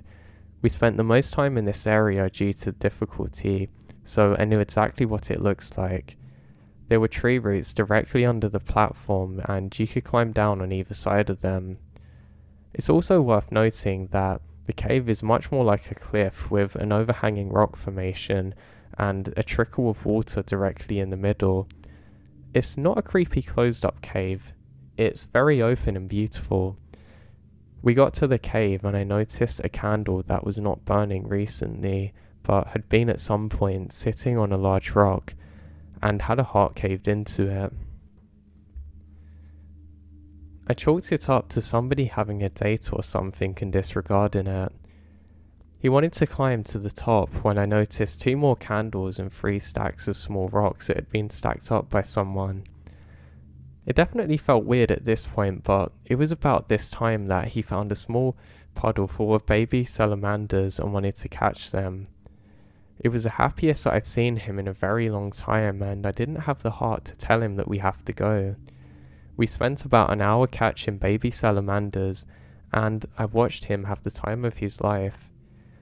We finally decided to leave, and when we got to the platform, dead center in the middle of the tree roots was a wet washcloth hanging in there, which was absolutely not there before. He noticed it as well, but didn't pick up on the severity of the situation of which we're in.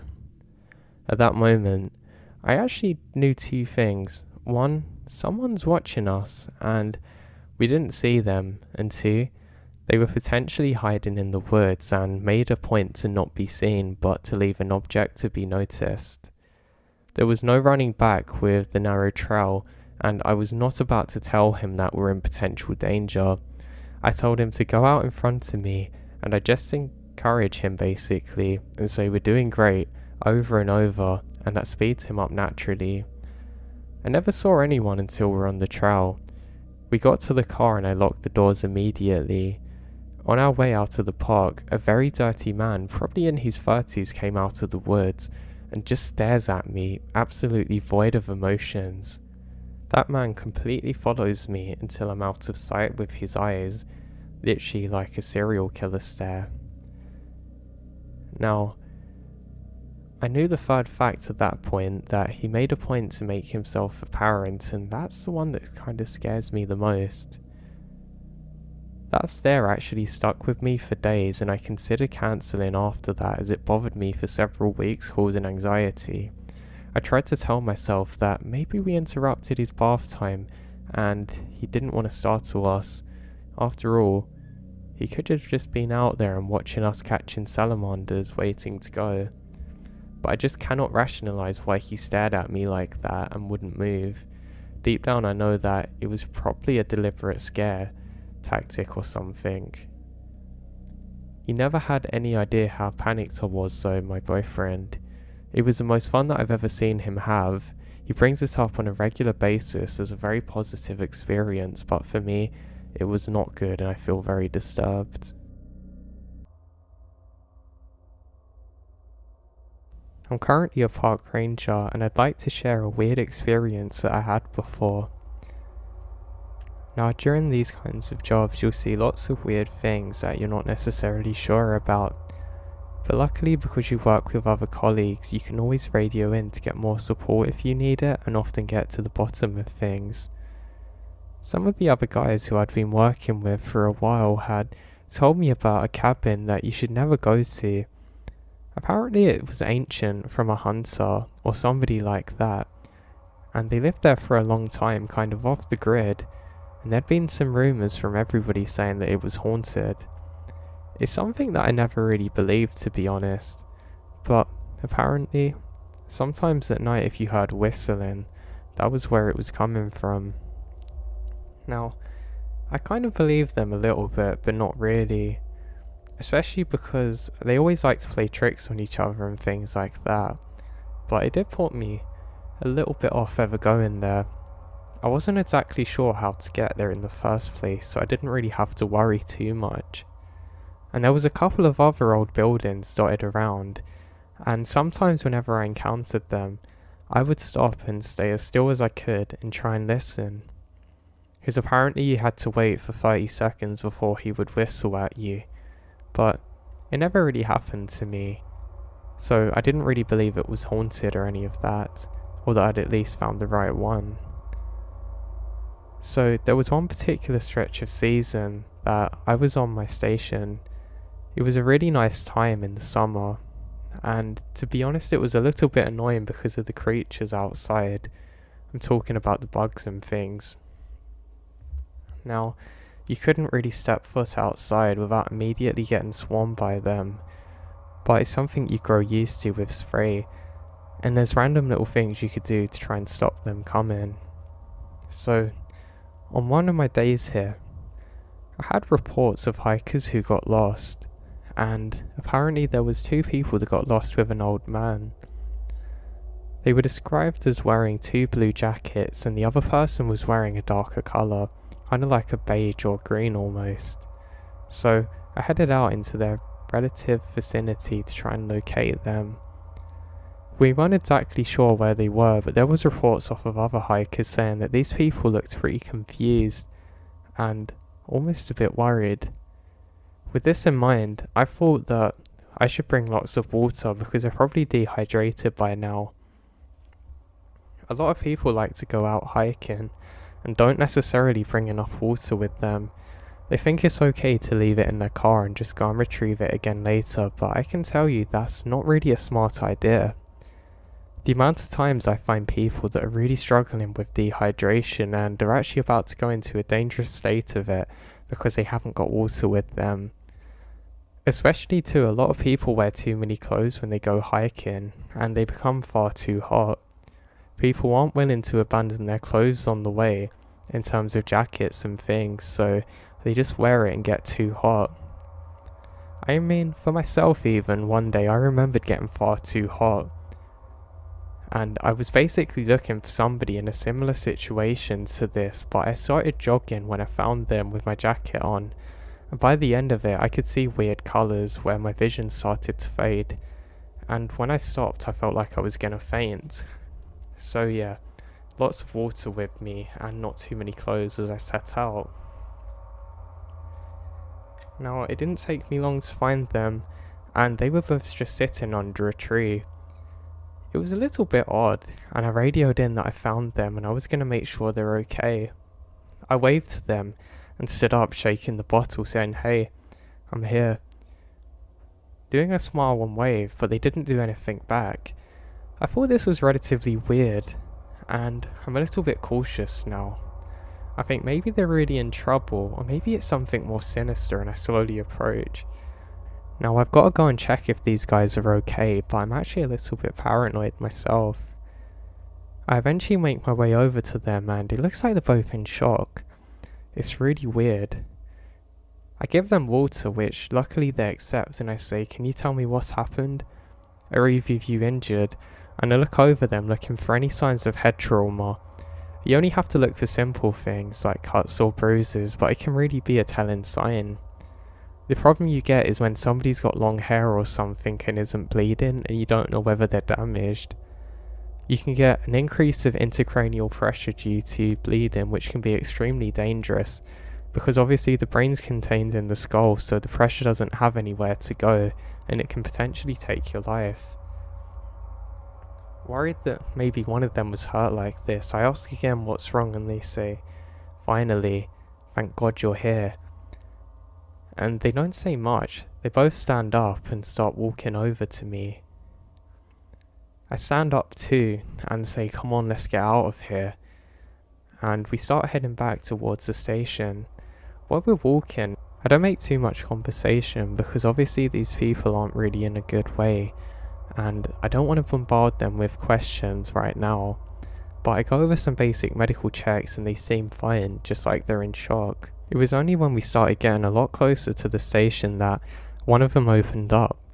We saw a ghost. I'm not kidding, man. We literally saw somebody who kind of looked like you. We thought he was a ranger and went to see what was wrong. And he literally just vanished in through a tree.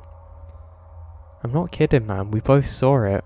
He then pauses and starts explaining some more. Apparently they looked all around for this guy, but there was no sign of him. They were convinced they'd seen a ghost and didn't know what to think of it. I asked them how long they'd seen him for, and they said, I don't know, maybe like a minute or so. They then explained that some other hikers come, but they were too shocked to say anything and just sat by the tree in the shade. They said apparently at the start, this apparition, whatever you want to call it, waved them over, smiled, then just disappeared into a tree. They said it's like nothing they've ever seen before, and neither of them have a medical history of things like this. I quickly write the report and one of my colleagues hands over, and I didn't get to know much else as I have to head back out again. But it really played on my mind. I mean, they were probably quite dehydrated, but they didn't seem to have any medical issues, which was odd. I kind of just chalked it up to probably they were just imagining it, and maybe it was just an animal that slowly went up a tree they didn't see too well. But it was specifically a bizarre thing that I've always remembered. I never really encountered too many things like that while I was out there before, so it definitely stuck with me. But I was glad that I'd done my job and they were completely fine. Now, worried that there was some kind of person out there that might also need help, I decided that I should probably go and have a look in the area. Based off the slim chance that somebody was actually there, I had to investigate it. There's a couple of other guys who are going to investigate things within the vicinity to them, but this was proximal to me and I knew the exact spot, so of course I had to go there again. Now the walk was just as pleasant as before, and I started to slam my own water, worried that I was going to become dehydrated myself. I was actually quite tired from carrying so much and the trek to these guys and back again. I didn't really understand the area they were in because they were well off of a path and they would have had to just walk idly through the trees for probably a good 20 minutes to get there, which, if you're familiar with national parks or big forests, is not really a good idea because that's how you get lost and how big search parties have to go out and people put their lives in danger to try and find them. So yeah, that didn't really add up. Now, like I said, the sun was beautiful and I was really enjoying the walk, to be honest. There was just enough light piercing through the treescape so I'd feel warm, but not too hot. Some of the bugs had actually picked up again now, which was relatively annoying, but I wasn't really too focused on them. I was just focused on what was happening up here. Now, I eventually get to the exact spot where we were before, and I realise that one of them have left a bottle behind and I pick it up. I need to return it back to them because it's their property later. And I head off in the direction that they told me that they'd seen the person. And surprise, surprise, I can't find anything. I had a good look round and I'm pretty sure I saw the big tree they were describing. And there's nothing there. I actually spent more of my time looking up, worried that some kind of animal was going to jump down and try and attack me than finding a person up there, but who knows, maybe somebody was crazy and just decided to be Spider-Man for the day, but there was no mess, I couldn't find anything. I then start my walk back, and things are quite normal. I'm looking forward to getting back and I actually want to make a coffee because I'm quite tired now. As I'm walking, I notice something odd. It almost looks like little orbs of light floating around where I am. This is particularly bizarre. It kind of looks like when you've got an old camera pointing somewhere in the dark and it picks up all the orbs. There was quite a few of them and it looked really pretty. No, it wasn't blossom, and it wasn't spider webs, but this was bizarre. There seemed to be a couple of them, then probably hundreds all around. I wiped my eyes a couple of times and tried to grab one, but I couldn't seem to. They all moved too far in front of me. As I stopped in a moment in awe about how beautiful this is, I hear a whistle sound. Thinking it's one of my friends, I actually did a whistle back. They whistle back to me one more time, and I say, "Hey, I gotta get back now. I'll catch you at the station," and start laughing to myself. I think, wow, they've almost got me with that one, and I decide that I should just pick up the pace a bit so they don't try and pull any other pranks on me. What was kind of stuck in my mind at this point is how weird it was seeing all of the orbs of light. It was really beautiful, and it gave a tranquil feel to where I was walking. It was kind of like the things you'd see in old books where they say about fairies and stuff, but it was definitely odd.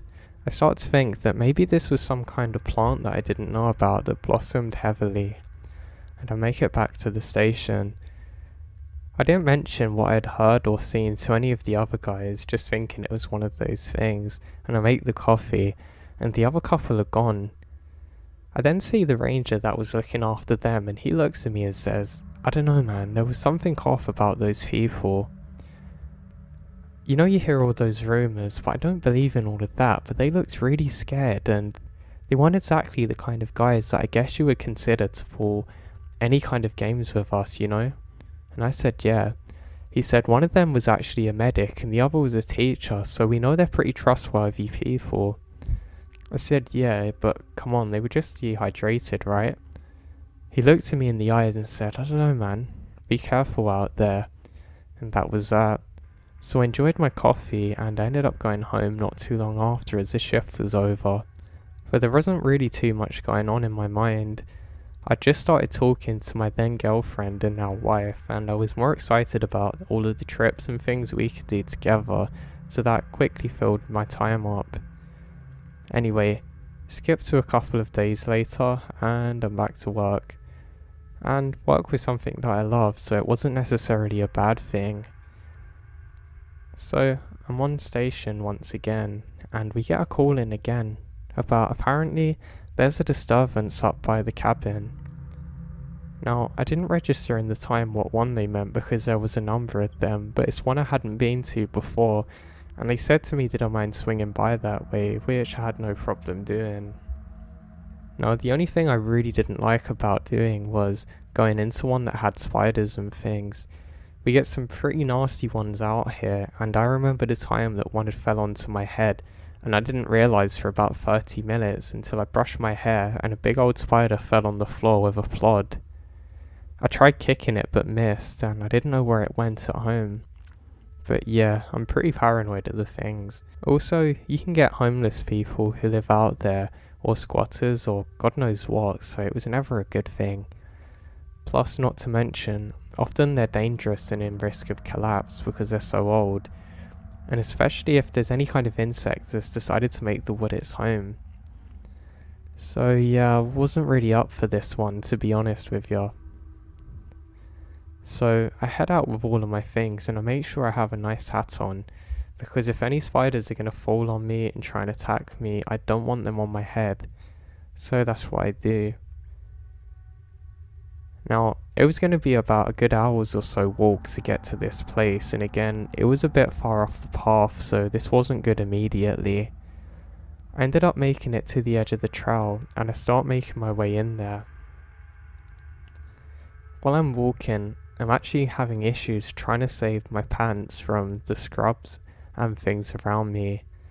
There's all kinds of nettles and nasty things that are starting to get into my legs.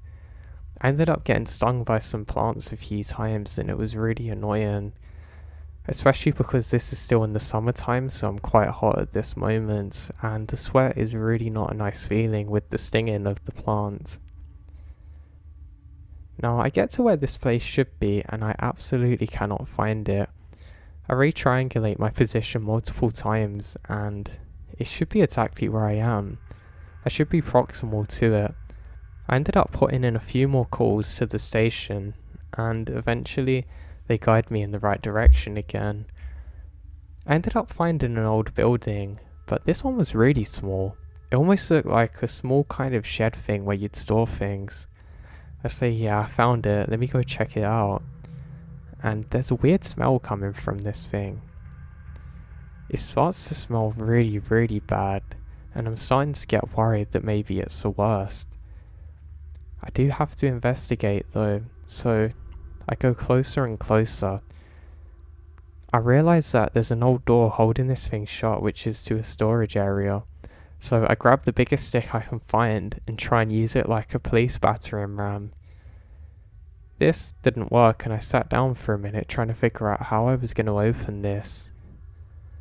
I then decide just to kick it, and I give it one big kick and it comes ajar slightly, and the smell was absolutely foul and overpowering, and lots of different flies and things pour out. Now I actually had to wait for a moment not to vomit, and I decided to go back and give it one last good kick, and it comes open thankfully. Now, covering my nose and with my torch, I peer in, and I find an animal's remains in there which clearly got stuck in there and couldn't get out, but it was disgusting. You could see by the fur on its body that it definitely wasn't a person, but it was too far gone to identify what it was, and I just leave it. I soon realised though that this couldn't have been the cabin that I was told to investigate. This was far too small, and it was a storage unit. Pretty grossed out, I actually took a while heaving up. I don't know how long it was, probably a good 5 or so minutes, but luckily I didn't vomit. But my god, did I feel tempted to. As I'm sitting there, I then hear a whistle. It's just like the one I heard the other day. Only this time, I'm pretty sure I recognised it as one of the friends that I worked with. I start laughing and go to do the whistle again, but stop because I'm not going to put my hands in my mouth and make myself vomit because of what I've just seen. So now I'm just sitting there laughing while this whistling goes on every couple of minutes for probably 10 minutes or so before stopping. It's coming from the top right of where I am, and I decide that I might as well prank my friend back. I want to tell him that I found some kind of computer in that storage unit and I want him to go and investigate because I can't move it. It's locked. He's pretty good with computers and he's pretty good at breaking things open, so I know that he'll love to go and try and crack open the side of the computer case and get it out. Or just some other stuff like that. Now, of course, this was a complete lie because there's just a weird animal body there, but I just want my friend to get close and maybe push him a bit as a joke. So yeah, I start walking over and the whistling stops. It's very clear where it was coming from before, and I know I have to walk quite a way to get there because of how quiet the whistling is. Now, I probably walked for a good 4 minutes when I can see the silhouette of something up ahead. You can just make out that it's all black with its head and shoulders, just kind of lurking around, then slowly going behind a tree. I say hey, or call out my friend's name, but I don't get a reply. I think that's odd and I continue walking. I eventually make it up to exactly where I thought the whistling was and I can't hear anything, or my friend. Thinking that maybe he's just went off again, I decide that I should head back. I turn around to head in the direction that I come from, and suddenly I can see the cabin, one that I haven't seen before.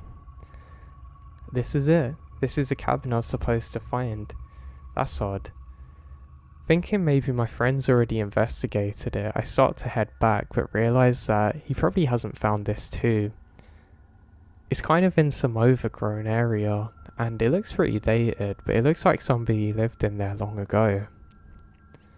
Now I have to be careful because we've had reports of activity in here, and they're even seeing a light on, but I can't see any of this at this point.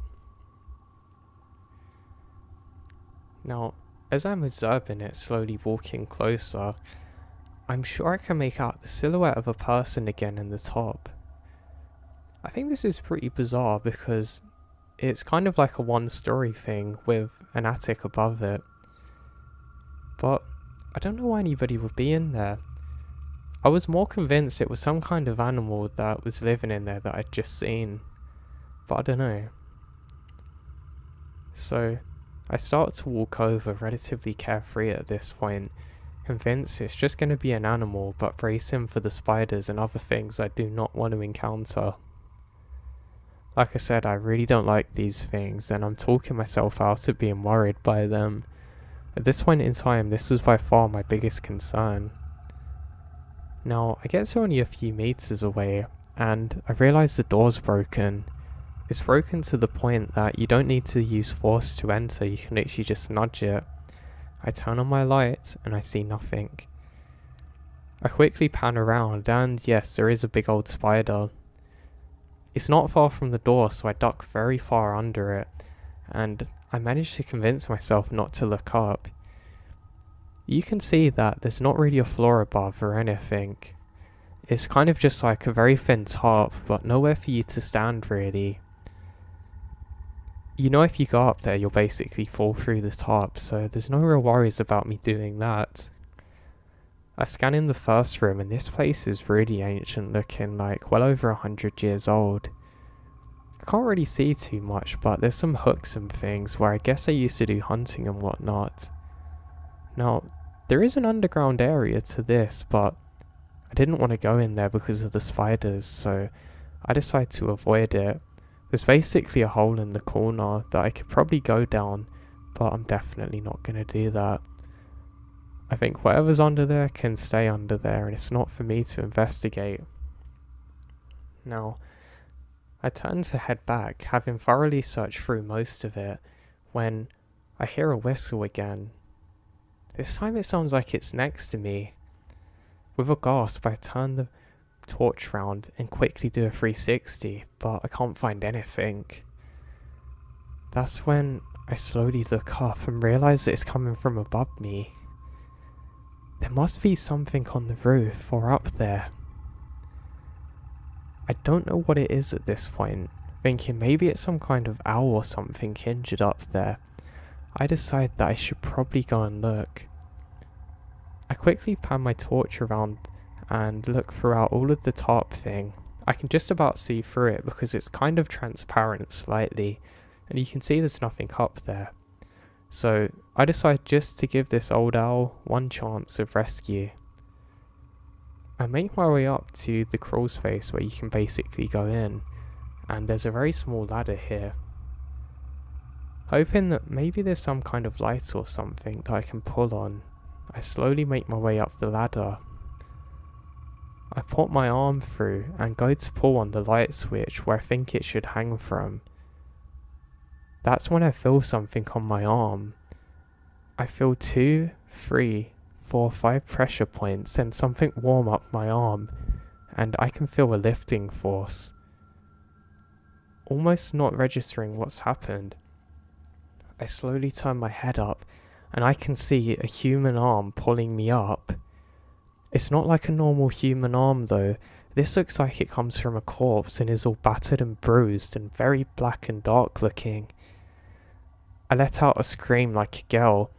I quickly jump down and the arm just seems to vanish back into where it come from. I grab the torch again and quickly shine the light up, thinking something's about to chase me, but I can't see anything. There's no shadow of where the body should be on the top, nothing. With that, I sprint and kick the door open, and I half fall down in the process.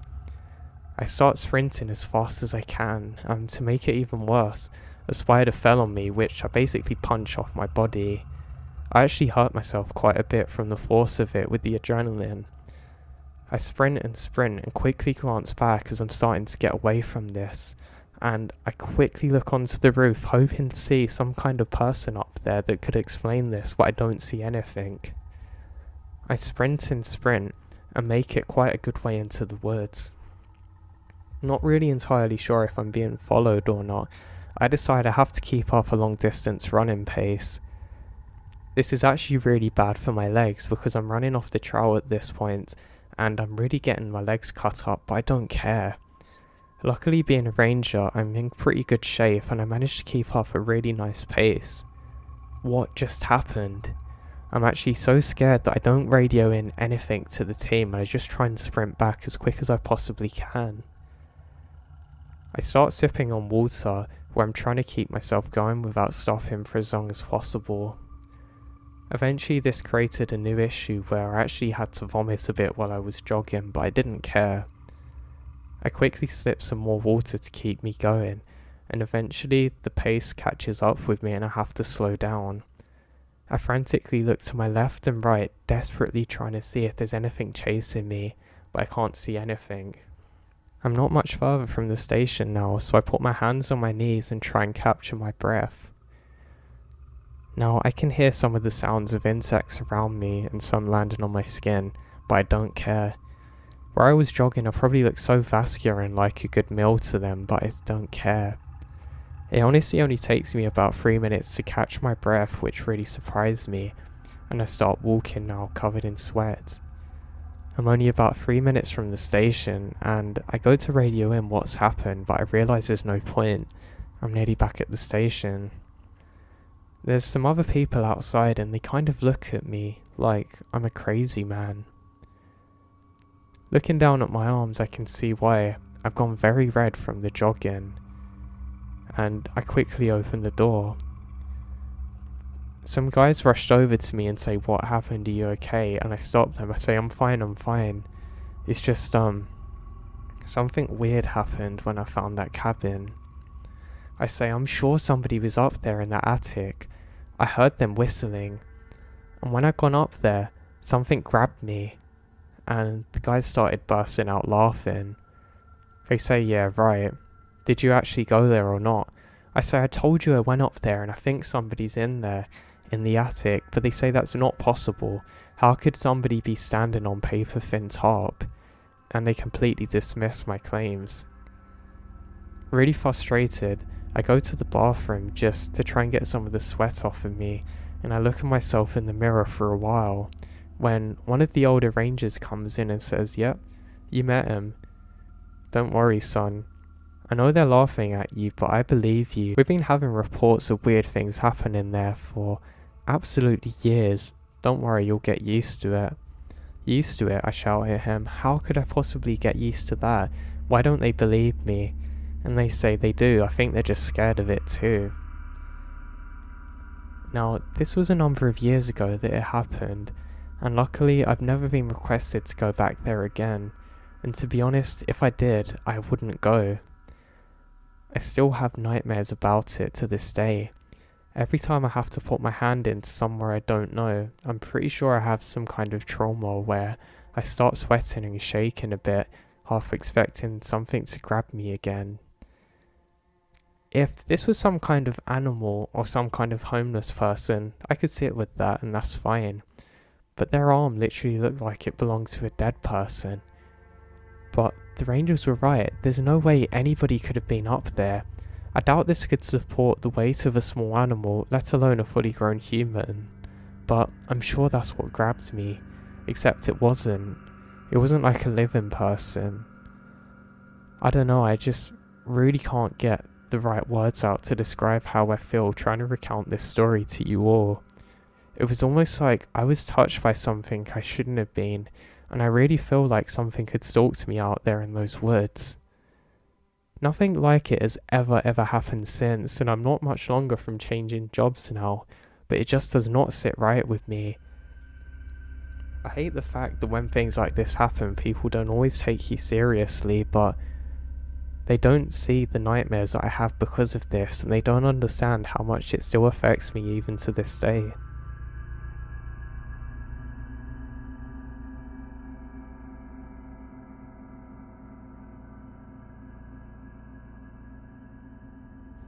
In college, I lived on top of a mountain road, but still only 5 minutes downtown through a wooded road.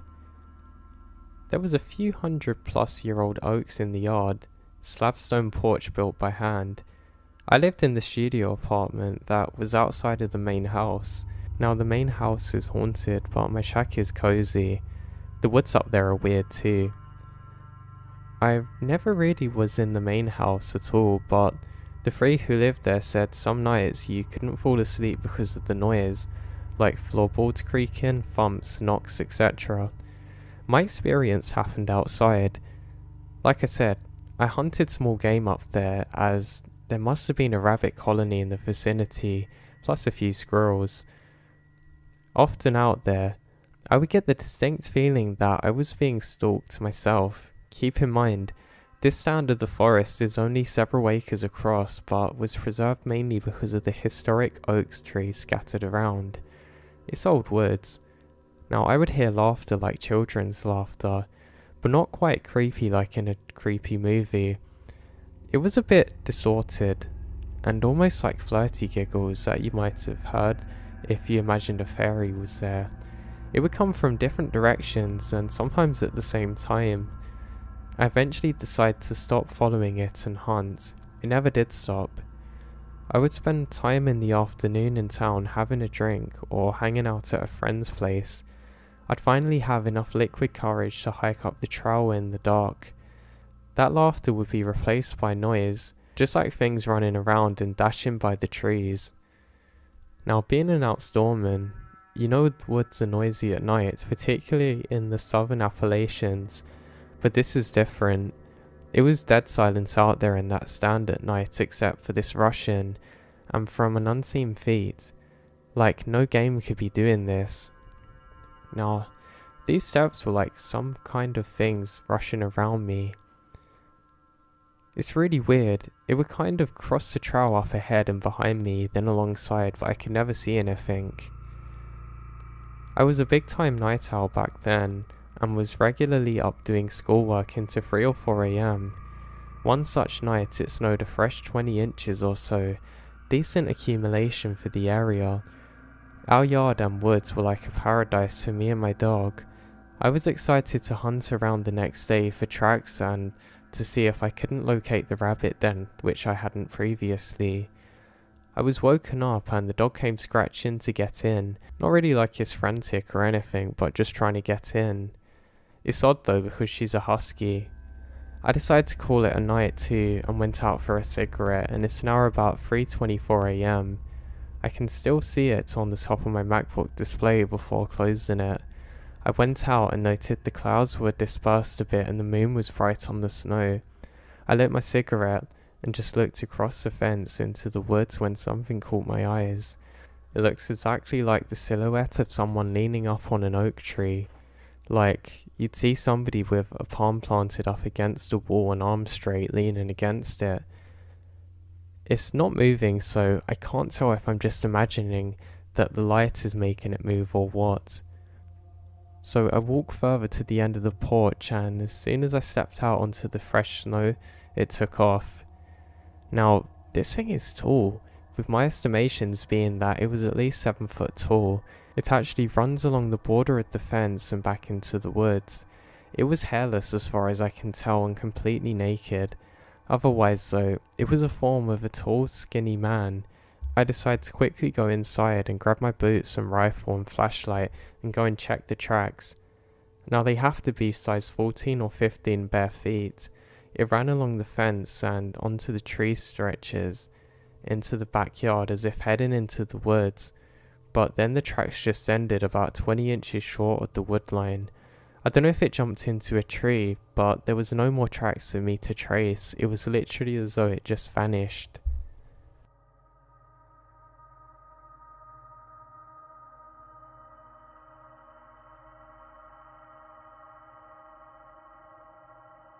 So this actually happened to my boyfriend who is from Mexico.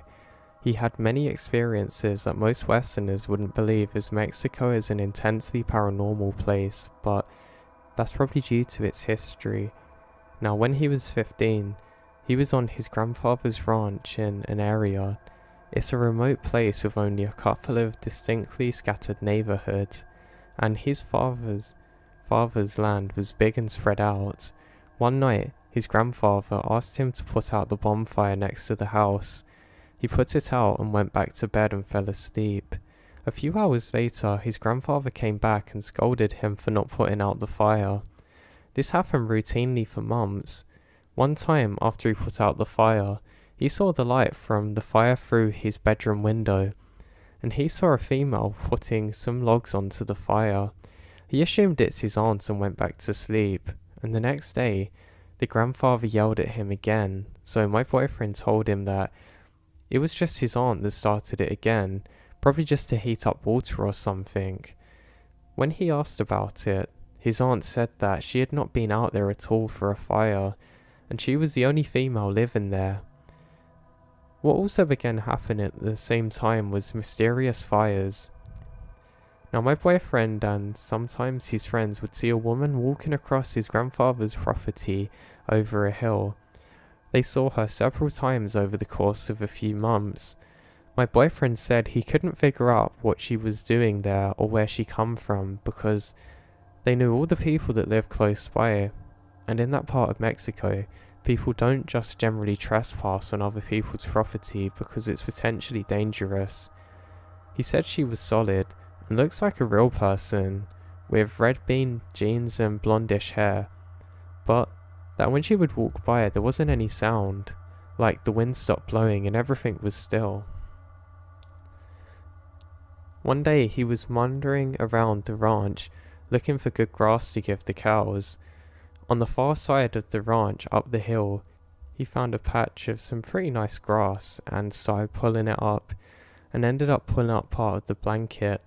He said the blanket looked old but not that old, like it had been there for a couple of months, so he started to pull up the blankets and he saw two arms tied together from behind, execution style. He said there was still some meat on the arms, although the body was mostly bones by this point. He immediately could see it was a woman with red jeans and long blondish hair that he would recognize as the woman he saw walking across the ranch.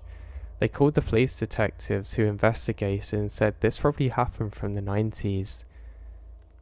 Now, after they had disposed of the body correctly, he had never saw the woman walking up the hill again.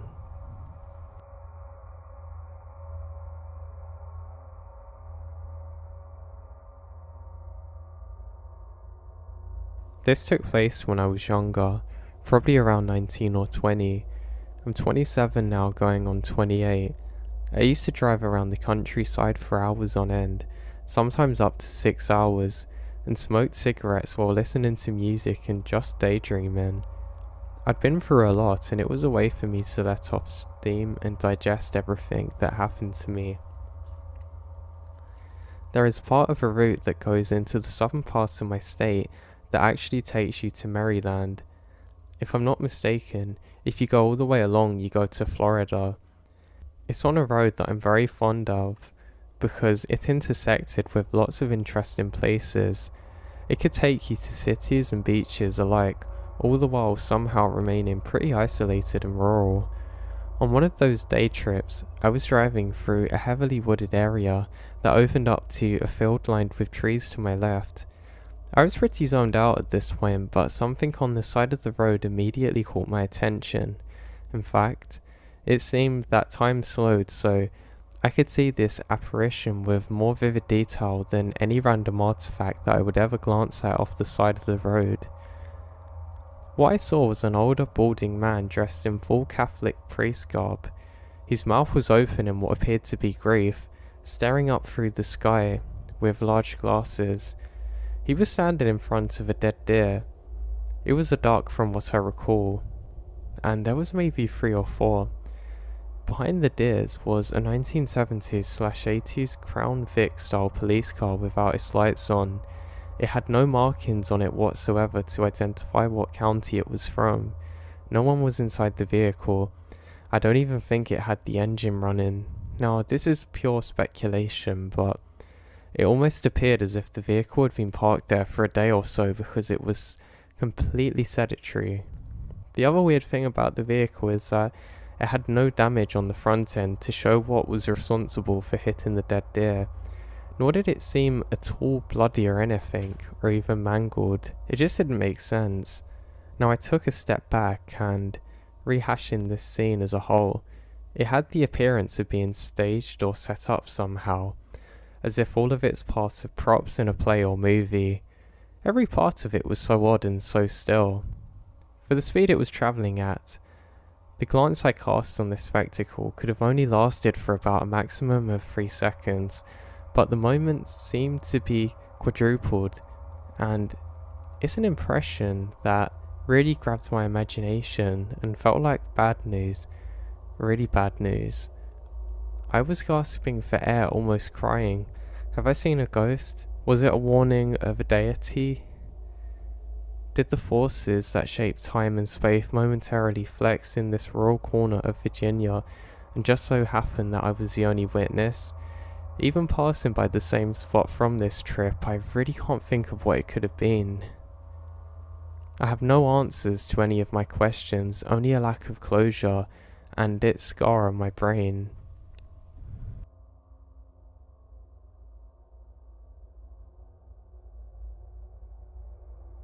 I was backpacking last week in a national forest in northwest Pennsylvania with a friend of mine and also his teenage son.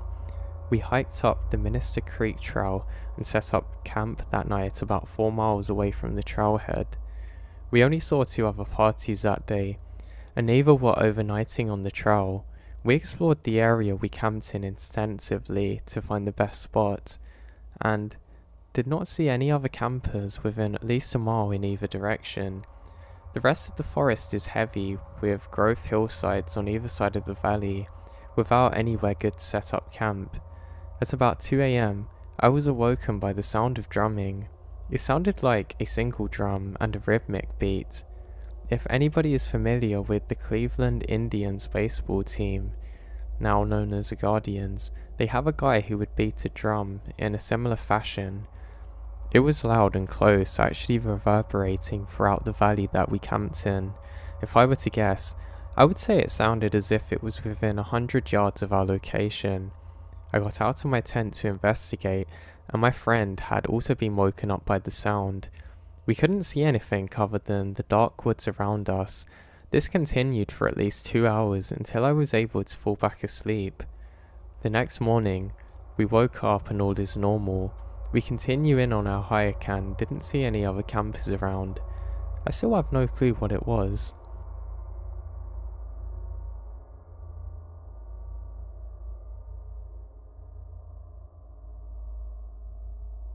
Now my family moved from upstate New York to a small town near Brenderton, Florida.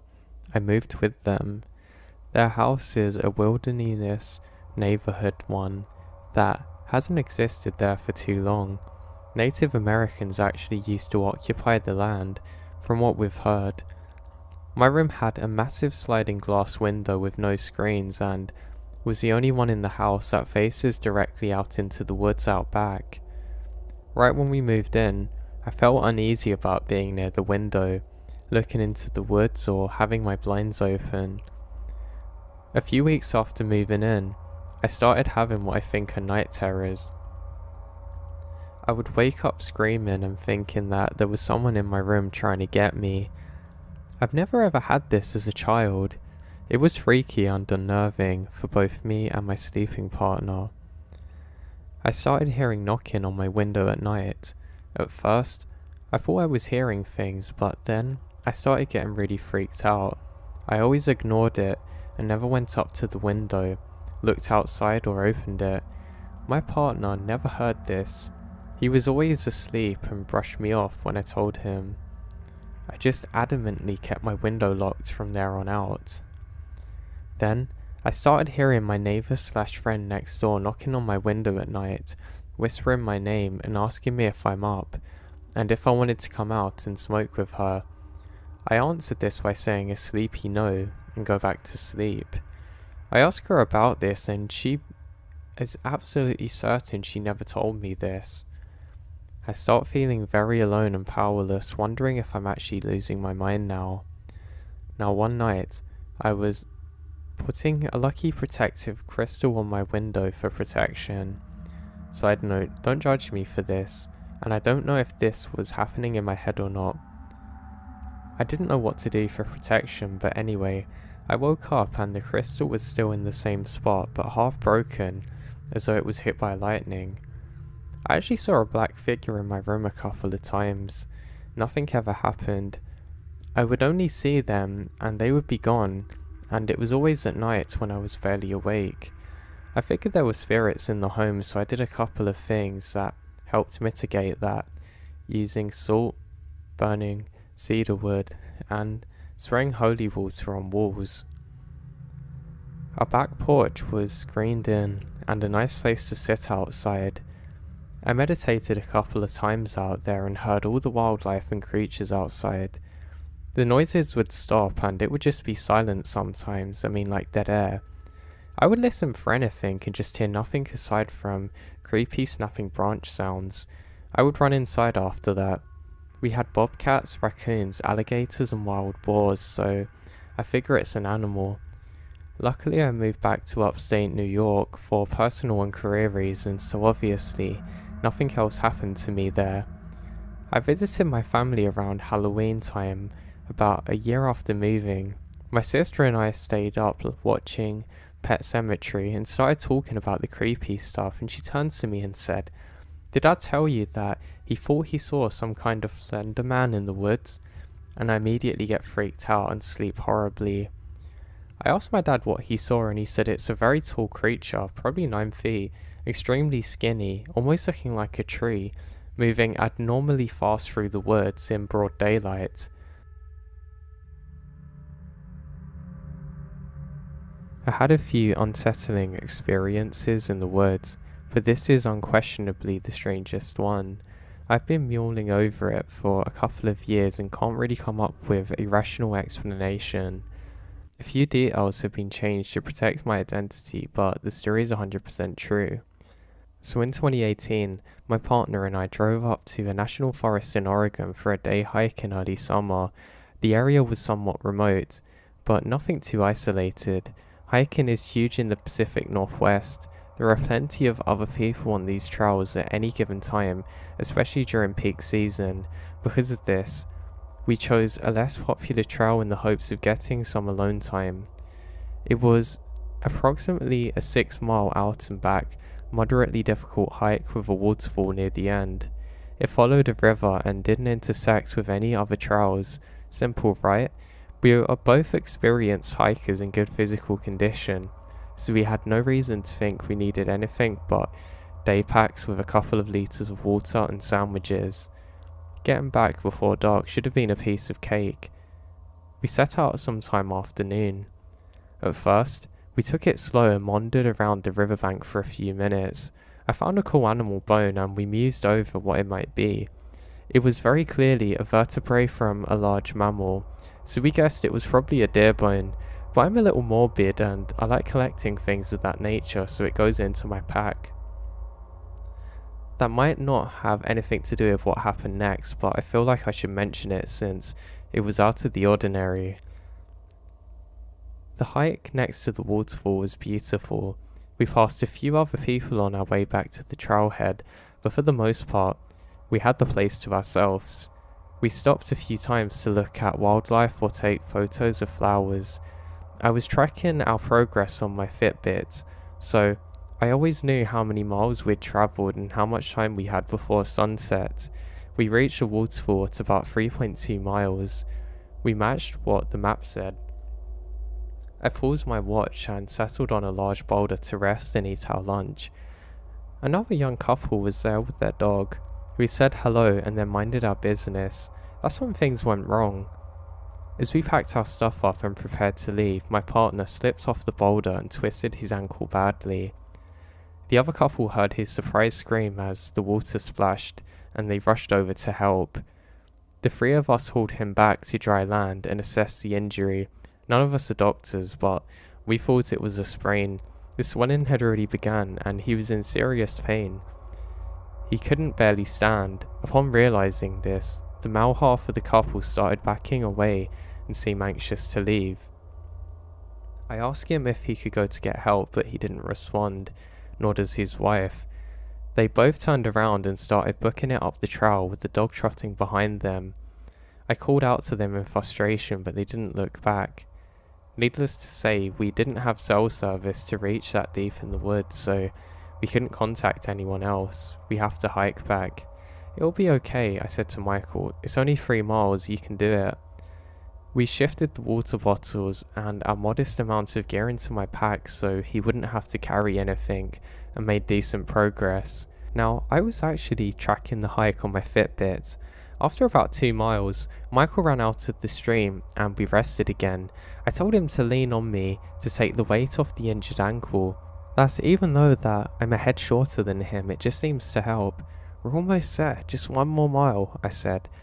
Despite the setback, we're in pretty high spirits to be honest, and the sun was still coming up and the woods were beautiful still. We actually make light out of our predicament. Michael joked that he can't do anything without getting hurt or breaking something, and I comforted him. We both actually thought that the ordeal was nearly over. Eventually I realised we've been walking longer than expected.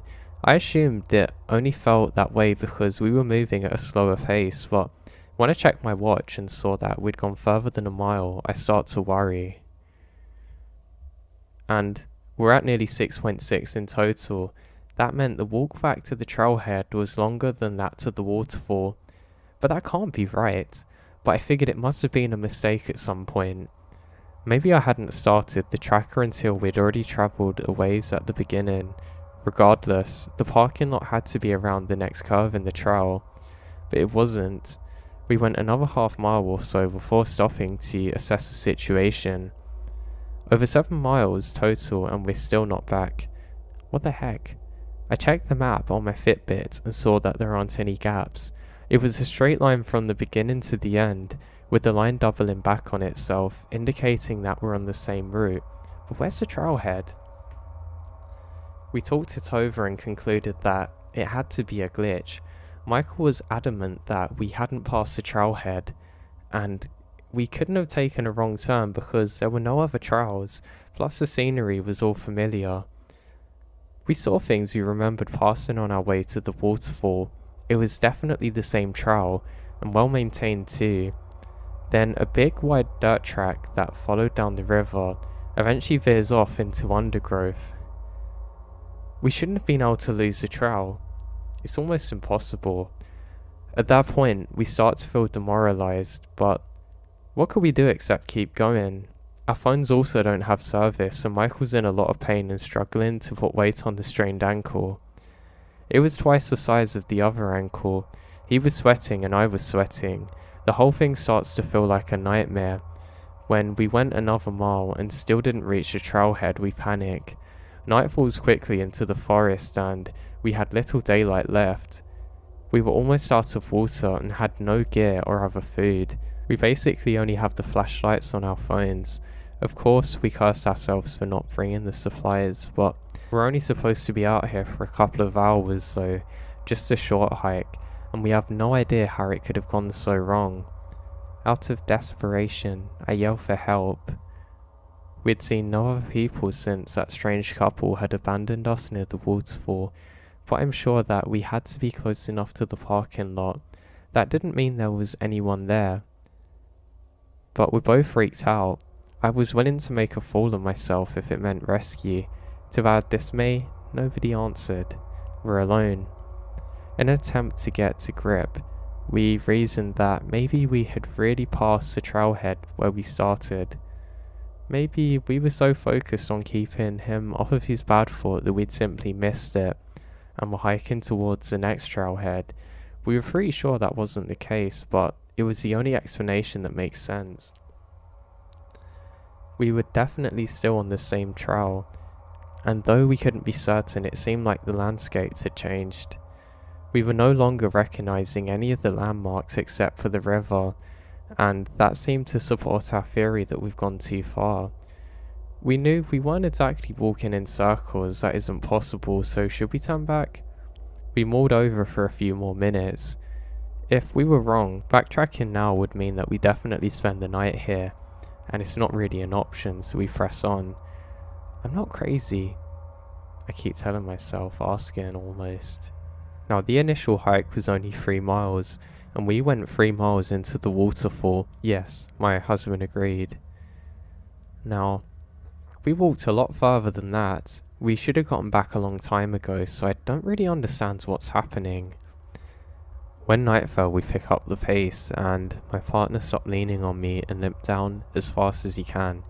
He said the adrenaline dulled the pain of his injury and gave him motivation to continue. The part of Oregon that we're in is mountain lion country, and I'd just read about a mountain lion attack a few weeks prior to our hike. Being caught out there in the dark was absolutely the last thing we wanted, but there was nothing we could do about it. We were actually quite scared, and my partner shines his light on the path ahead to make sure we didn't lose our footing, and I shone mine at the trees scanning for cat eyes. Now my Fitbit says we've gone 9 miles now. After 9.5, we finally saw the sign for the trailhead and scrambled towards it. Relief didn't completely wash over me though, because I expected that we'd either have to hike back to where we started or trudge alongside the road for a few more miles. There was simply no way this could be at the trailhead. It was 3 miles past where it should have been, and as we climbed to the short set of steps up to the parking lot, sweaty, thirsty and exhausted and completely unnerved, I then hoped to see my car. But I see my car, and we're at the same trailhead.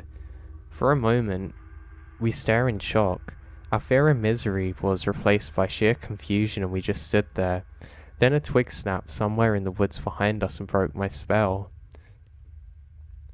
We hurried across the parking lot towards the car, and in those few seconds, I felt an intense dread. The best way I can describe it is as though you're in a nightmare, when something is pursuing you, but you're moving in slow motion, like your legs just won't cooperate. This is the only time I've ever felt like it outside of a dream. We managed to pile into the vehicle and peel out of there, and I'm shaking. And my partner's reeling about time distortion and dehydration, and we must have lost our bearings. We got out of the national forest and onto the next highway, and it was a while before we encountered any other cars. I didn't fully relax until we made it back to civilization. Neither of us can figure out exactly what happened, and my partner was on crutches for several months after it. I still haven't been able to find out exactly what happened, and I still get chills thinking about this.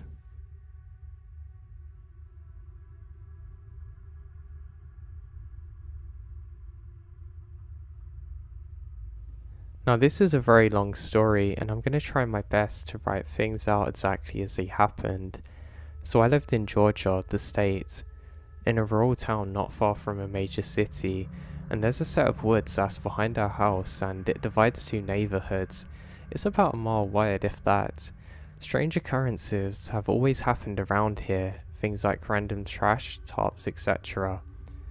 But I should mention that it's a swampy marsh, which has woods around it, so camping in there is impossible. Now one night, I was taking our dog out. He stays in the back half of the house due to him not liking other dogs. I took him out to the side door and walked around the house to the fence. For some reason, when he left the house, he was absolutely terrified. He didn't want to go out. Very unusual for a dog who's quick to snatch someone's soul if prompted. Not thinking about it, we press on, and he went to the bathroom and we walked back. This is when I noticed it, or rather heard it, the crunching of leaves. At first I thought it was one of our dozens of cats, until I realised that it's matching me. If I walked, you could hear it walking. If I stopped, it would. There's a small clearing between the woods and one of the sheds. That's when I saw it. My dog was first to see something, then I saw, a creature. It was taller than my shed, so probably a good 8 feet tall, and darting across the clearing at crazy speed. My dog, who isn't scared of anything, bolts so quick that I dropped his leash and he ran to the door whining. I'm quickly behind him. Once inside, I quickly bolted the door and ran to tell my girlfriend what happened. She immediately really wanted to investigate, saying it's probably a woodland creature, and armed with 2 flashlights, we actually go out. Now, we can't see anything but can hear it, and now something's about 20 feet away. Now there's no eyes, not even an animal call, just rustling, and my girlfriend, now scared, heads out for the home. I decided to check in with the neighbours to see if maybe one of the dogs got out, and I call my neighbour, but he confirms that all of the dogs are accounted for. Now my neighbour's interested and comes out with his gun to investigate. We heard rustling, or maybe running, about 100 yards away in the thick swampy woods. Way too thick for a person to walk, let alone run in. And then, it stops. It was dead silent. We're scanning and on edge when we hear something, but then nothing, and bam, it's 5 feet in front of us sprinting at me. It slammed the fence so hard it rocked it back and forth, and Dave shot randomly. But then there's nothing. We never saw it. Never heard it get close to us again. As I mentioned, the woods are thick, too thick to run in, so this thing teleported silently in front of us and hit the gate. Spooked. We're about to run, then we heard it. It was human in nature but not English, almost like, I don't know, an alien. Not a language really. Now Dave, a hunter for at least 40 years, still can't explain what it is. Anyway, after we heard that we bolted, and he covered me as I ran into my home. Not 10 minutes later, we both heard a loud explosion from the woods. It actually rattles my house and knocks the power out, and I ran outside to see if it was there. But of course there's nothing. And Dave runs out and says that he's experienced the same thing. Moments later, neighbours from all around come down to our cul-de-sac and agree that they heard it from behind our house. 911 is called and police officers come out, and 2 of them separately interview us, and both of our stories matched. Now the police officers actually refused to go near the woods. They took a report and left. To this day, we're still not sure what the encounter was. Also, Dave doesn't go outside at night anymore. Now the next night, earlier in the day, my mother, a police officer for a town 40 miles away, installs 2 motion trail cameras on the wood's edge. They're brand new, keep that in mind. Now thinking that maybe we'd see something, we wait for nightfall, and later that evening, I went outside to feed our outdoor cats, and that's when I heard it again, rustling. This time not taking any chances, I ran inside and told everyone what I heard. They all piled by our back door and urged me to go out there and look. Reluctantly I agree.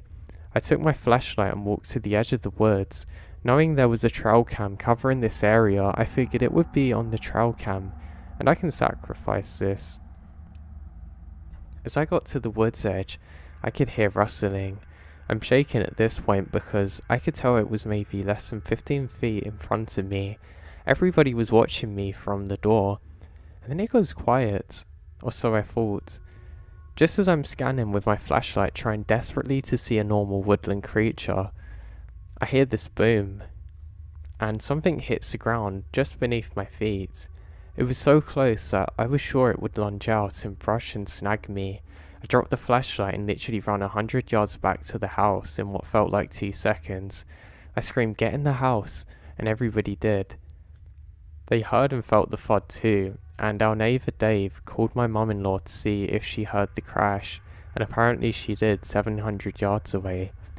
Once the adrenaline died down, we decided to check the trail cams, and crazily, they stopped at 11:47 PM and the rest is corrupted, but they're both brand new, and the memory cards are. We reset everything and put them down again, but unfortunately, we haven't seen anything or heard anything like it since. My husband and I went camping in eastern Pennsylvania. The place we decided to stop is really primitive. Camping was free, no cell services and barely any roads. We did encounter 2 other people. They might not be a factor in what happened after all, but I'll describe them. The first was a woman who had her truck off to the side of the road a little way as we drove past it. She had the hood open and seemed to be waiting for someone to stop and offer help. Usually my boyfriend had no problem helping someone, but he said something's off about her. She didn't really seem like she needed help, and usually people who need help look at you hopefully as you approach. She looked as though she expected us to stop. That's what my boyfriend said anyway, and I didn't really notice anything about it, which was strange. Now this was my boyfriend at the time, now husband, to put that into context. The next person came when we had chosen a spot and we were setting up a fire for hot dogs. I had noticed people drive by a few times, but my boyfriend pointed out each time it's the same car, and the man in the car watched us each time he passes. My boyfriend felt a little uneasy about this, but we had driven around for a while before finding a place that we liked. It had been raining and everything was muddy, and we wanted to go to the driest site possible. He could have been doing the same thing. We actually briefly thought about moving because the road is too muddy. Now, if he wanted us all he has to do is follow the tracks. There were some other tracks, but not many. He'd only have backtracked a little to relocate us again. He didn't come by another time, so we stayed and spent the several remaining hours before dark goofing off. No one else drove by. Whether or not those two actually had anything else to do with our experience, I don't know. But the real fear came later. We had gone to sleep in our tent, and sometime around 3 a.m, we were woken by a very loud noise. I can't describe it very well, or even remember exactly what it sounded like, but my boyfriend said it reminded him of a chain gun revving up. It was also similar to how it would sound if somebody recorded a shovel being dragged over gravel and played over a speaker. He jumped up and looks out the little window but can't see anything. The sound repeats itself a few more times. I was too scared to speak, so my boyfriend whispers that it's probably miles off and that I should go back to sleep. I didn't question this, as I figured loud sounds could easily be heard miles off. After we left, he told me it sounded like it had actually become something that was just down the road, and he didn't want me to freak out. Looking back, I probably should have wondered why he would bother to whisper if apparently the sound was off. I was terrified. Every little thing I heard outside sounded like somebody was walking around the tent. We laid there for a while longer, and when finally my boyfriend told me to get dressed because we're leaving, I get alarmed. And even more alarmed when he unwraps the machete we bought just for this trip. Now, we quickly packed up and loaded the car. I looked around for boot prints, but there weren't any other than our own. Despite the moon providing plenty of light, I couldn't really see. I did point out something to my boyfriend that he hadn't noticed, so there was a beer can by our dead fire that wasn't there before. We didn't even bring beer. While we were driving away, my boyfriend explained that he was nervous somebody might have been trying to lure us out, so he didn't think it was a good idea for us to run from the tent right away. He also half expected to find out that the gas tank had been siphoned out, but that wouldn't have stopped us because we had a hybrid car. We actually joked it'd make a good hybrid car commercial. Now, the rest of our trip we only stayed in well-populated campsites or a hostel.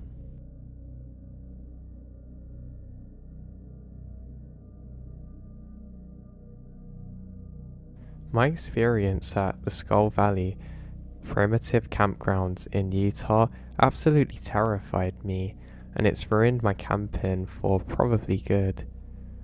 Now, I'd love to get people's ideas on what happened. Here's what happened. The summer before last, I took a road trip from my home in Colorado up the west coast into Canada. My northernmost destination being Fernie, BC, Canada, as I have family out there. I mapped out a series of free campgrounds to stay at instead of hotels. I love camping and it would help me stay on a budget as well. My boyfriend at the time also was traveling, so we were planning to meet up in San Francisco and get to Seattle together.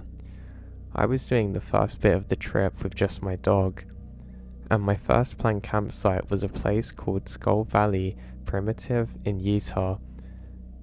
Now, I found the site easily.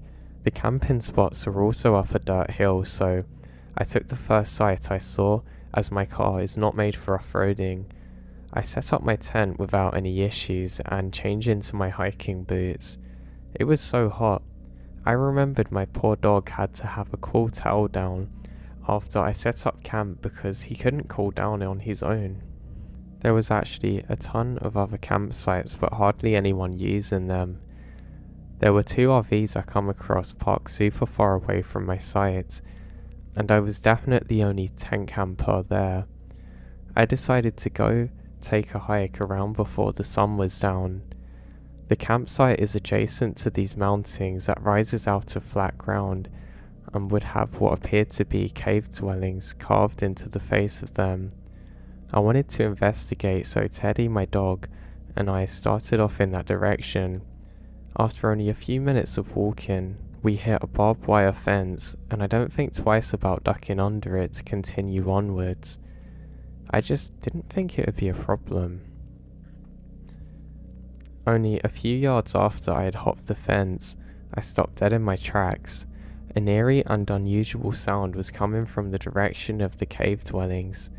The best description that I can give you is that it sounded like dozens of humans trying to howl like wolves.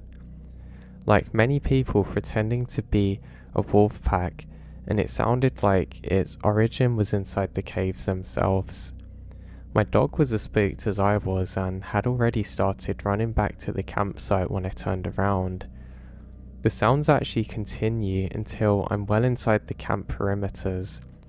The sun was almost completely set when I decided to let Teddy out for one last bathroom break. I was freaked out by what had happened and didn't want to be running around in the dark. Teddy is a dog that simply does not need a leash. He's never more than several feet away from me, so I didn't use one. I zipped up the tent and walked away from our site. Now, suddenly I realize he's gone. I can't see him anywhere, and there's no sign of him. The sun had finished setting by that time, and I finally gave up screaming for him and returned to my tent, which had not been left alone. The tent actually had a broken zipper when I arrived, and my stuff was strewn about. Though nothing was missing, I want to emphasize that fact that during this period, I noticed that there were no natural noises, no crickets or anything like that, and the only way I can describe the feeling that I had was pure dread. I never felt so scared before. In fact, I feel the same terror while I write this out. I decide to grab my taser and try and find Teddy. After a bit of whistling and shouting for him, I realize that he's not coming back, so I headed into my tent. I used some safety pins I had, which I closed the zipper with. Now, this is where things get weirder. As I lay there trying not to completely freak out, something starts to violently shake my tent from multiple angles. I can feel it / them brush against my feet sometimes, and the shaking is relentless. At some point, several hours later, I heard my dog outside and I peek out. It was him. I quickly unpin that part of the door and he jumps in. His behaviour is definitely off, and he reacted to the constant shaking of our tent even more than I did. Neither of us slept good that night, and as soon as the morning arrived, we were gone. I called my now ex-boyfriend to drive me out and recounted exactly what happened. He started to Google the area and found out that where I'd walked into was actually the site of an extremely small and impoverished Native American reservation. So his hypothesis was that we had been there, but something had been watching me and decided to mess with me in the dark.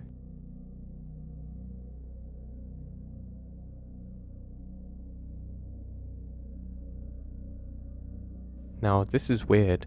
I don't really know where to begin. I've been house sitting for some friends in the rural PMW. They live up in the long hills on a long twisting road, and the house itself is at the end of a long gravel driveway. The house also sits up against a big evergreen forest. I should also mention that at one point, the driveway branches off and goes into the woods. Now, I have no idea why. I've explored in these areas before and there's nothing. The road is too overgrown for a vehicle to go through anyway, or so I thought. Now recently it snowed a lot here, and I've been kind of trapped, as my gutless sedan doesn't have four-wheel drive, and the driveway is covered in over a foot of snow, and the road hasn't been ploughed. Anyway, a couple of nights ago, I was sitting up awake reading. I haven't been sleeping well because I got COVID and coughing keeps me up at night. It was about 11:30 and I saw headlights outside the window. I could hardly believe it. First, it was late at night. Second, there's been so much snow that most cars couldn't even make it up here. And third, my friends are out of state and no one else would be coming up here, and they certainly wouldn't be doing so during the night. I peeked out of the window and watched as the headlights, instead of turning right at the bend, come towards the house, then into the woods. I was curious, but I'm also a coward, so I didn't do anything as ridiculous as follow the car in the forest in the middle of the night. But I couldn't let it go. So in the morning, I grabbed my boots and parker and stupidly leave to investigate. The next part I genuinely can't explain. There was one set of tyre tracks in the snow, heading down the road into the woods. I followed them about half a mile into the forest and they suddenly stopped. There was a large fallen tree blocking the road, and no vehicle in sight. The tyre tracks just ended, and there's no footprints in the snow either.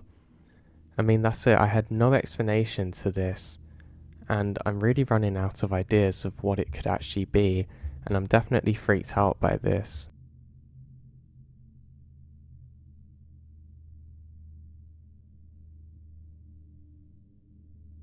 This story took place 20 years ago when my father and I went on a backpacking adventure. Now, it was a beautiful day when we set out for this.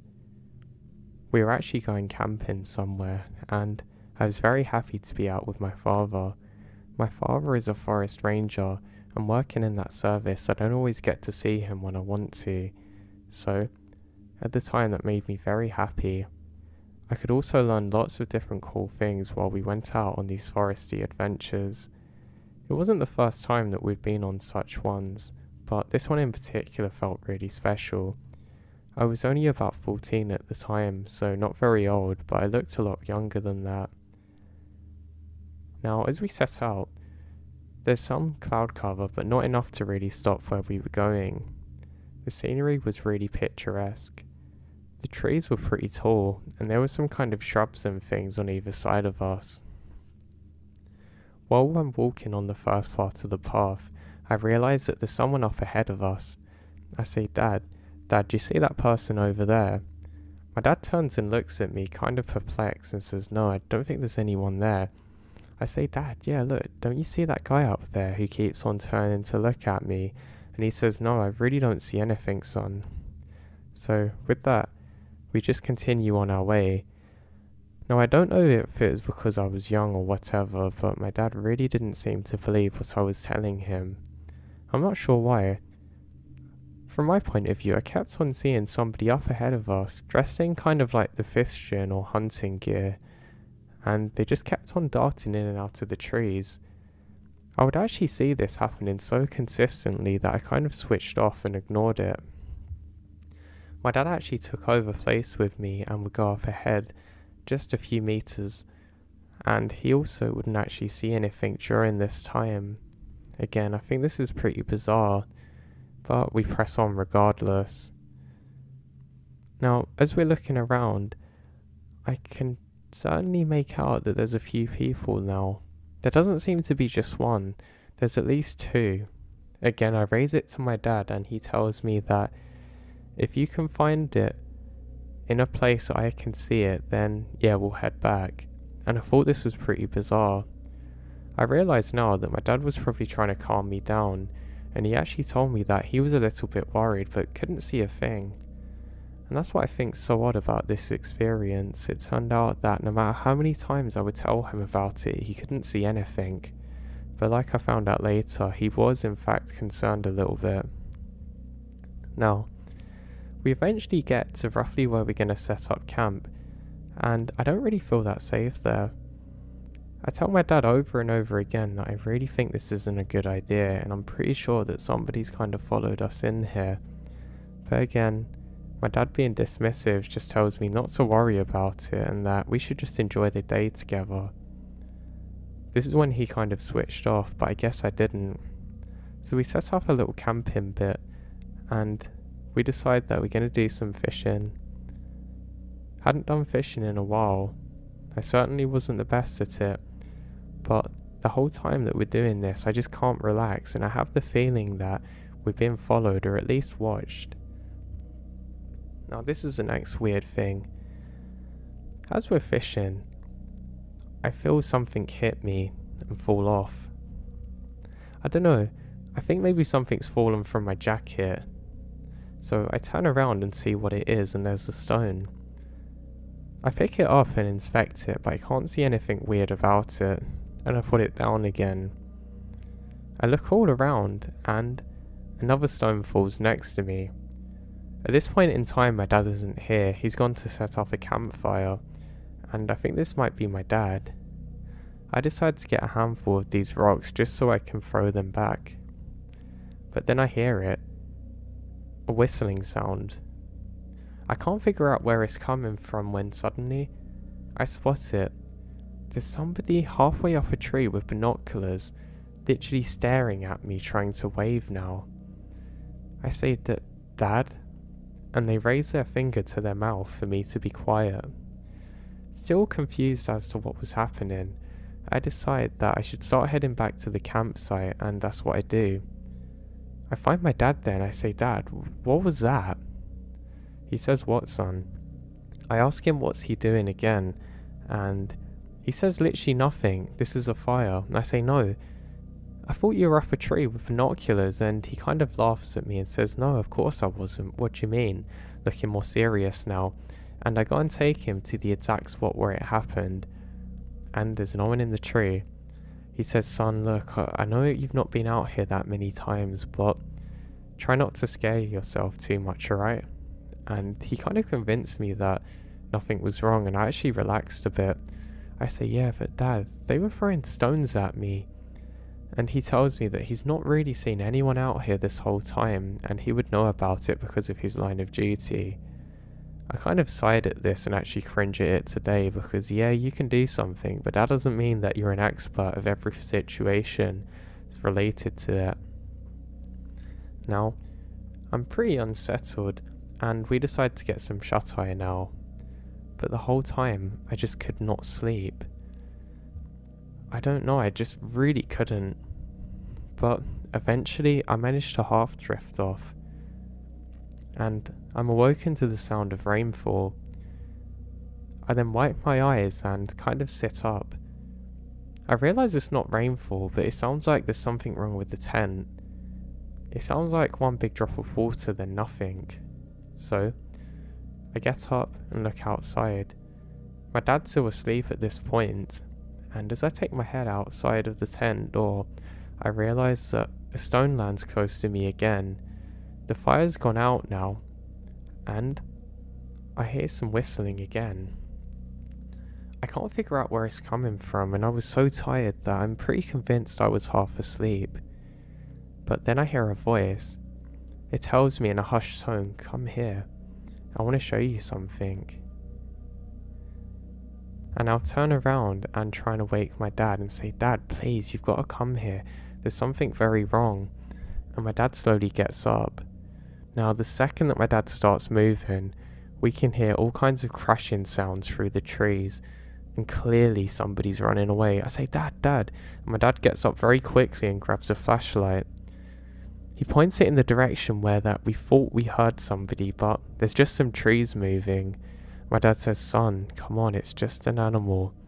Just go to sleep. We probably didn't tie the food up properly, and I don't know, not to worry about things.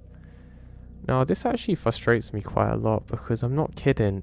I literally heard someone, but again, my dad being dismissive now and a little bit angry says, son, it's just in your head. I'm really tired and we need to sleep. So you imagine how I felt at this point. I had a parent who wasn't really taking my concerns very seriously, And from my perspective, there's literally somebody out here trying to lure me into the woods, but apparently this is just an animal who also speaks perfectly good English. Yeah, right. Good chance for leaving that. So, after a sleepless night, we get our things together and we start heading over to the next campsite.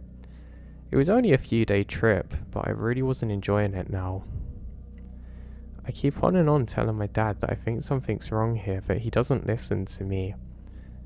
And again, I think I can hear something, and my dad finally takes it more serious now. I'd hear twigs snapping in the distance, and this was kind of unsettling me a lot, and my dad decides to climb off a small hill just to see what he can see. Now, my dad actually goes off a tree a little bit. I don't know how he did it because he's quite heavy, and I was laughing the whole time trying to watch him, saying, "Dad, that the tree's gonna come down," and that kind of broke the tension a lot. I ended up coming off after him and he says, "Son, look at this." I go up quite quickly, half expecting to see somebody there, but there's literally nobody around. He says, "See, nothing to worry about," and I'm a little more relaxed this time. Now, I look around once more, and I'm sure that I can see somebody again. Well, I don't see a person, but I just see the faintest glisten off of glass, like somebody with binoculars is staring at us. And I try and get my dad to look at it, but he says, "Son, I don't have my glasses with me or binoculars. I can't see it." And I'm completely baffled now, because literally dead in front of him, I can see the glisten off something, but he's not paying attention. The thing that scared me is this is pointed directly at the tree that we're a part of, so they knew we were here. But again, my dad's dismissive and says, "Come on, son, we're nearly there now." And that was that. So I go down the tree first, and I actually got stuck halfway down and my dad had to free me, but eventually we make it to the bottom. Things are a little bit better now, and I feel fortunate for that. So now, with the sun getting closer to setting, we eventually head off and finally make it to the new campground. And this is when my dad finally or formally acknowledges that something's off. He says, "Yeah, you're kind of right. There was definitely someone here at some point." I say, "What do you mean?" He said, "God, I've reserved this spot. There shouldn't be anybody here." And my dad was more annoyed about spending money and someone tainting his precious spot, which again I think is pretty bizarre. I asked him, "Well, how do you know someone's here?" And he said, "Look, there's some tracks here and they're pretty fresh. And you can kind of see a weird boot print. It's almost like they come up to where the campground is and then just go off into the tree line, but you can tell they're pretty fresh." There was also evidence of some kind of fire being here not too long ago. And what does my dad do? Just dismisses it. Pretty annoyed now, I walk off and I know where a lake is that I can go and get a good view of. It's not really a lake, it's more like a body of water, but I want to just get away from him for a bit and clear my head. Looking back on it, it probably wasn't a good idea, but it felt like the thing to do. I sit there for a while and my dad's aware of where I've gone because I've told him, but not the exact reason for it. I keep on playing the events over and over again in my head, and I start to worry that maybe I've got some kind of weird flu that's making me see things. Or maybe that's just how it is when you're out here on places like this. There's things that you can see, things that you can almost touch, but they aren't actually there. I mean, I don't know. I've heard lots of people scaring themselves like this, and I know that it's some kind of self-fulfilling cycle, and I try to relax myself more, finally taking my dad's side of the story.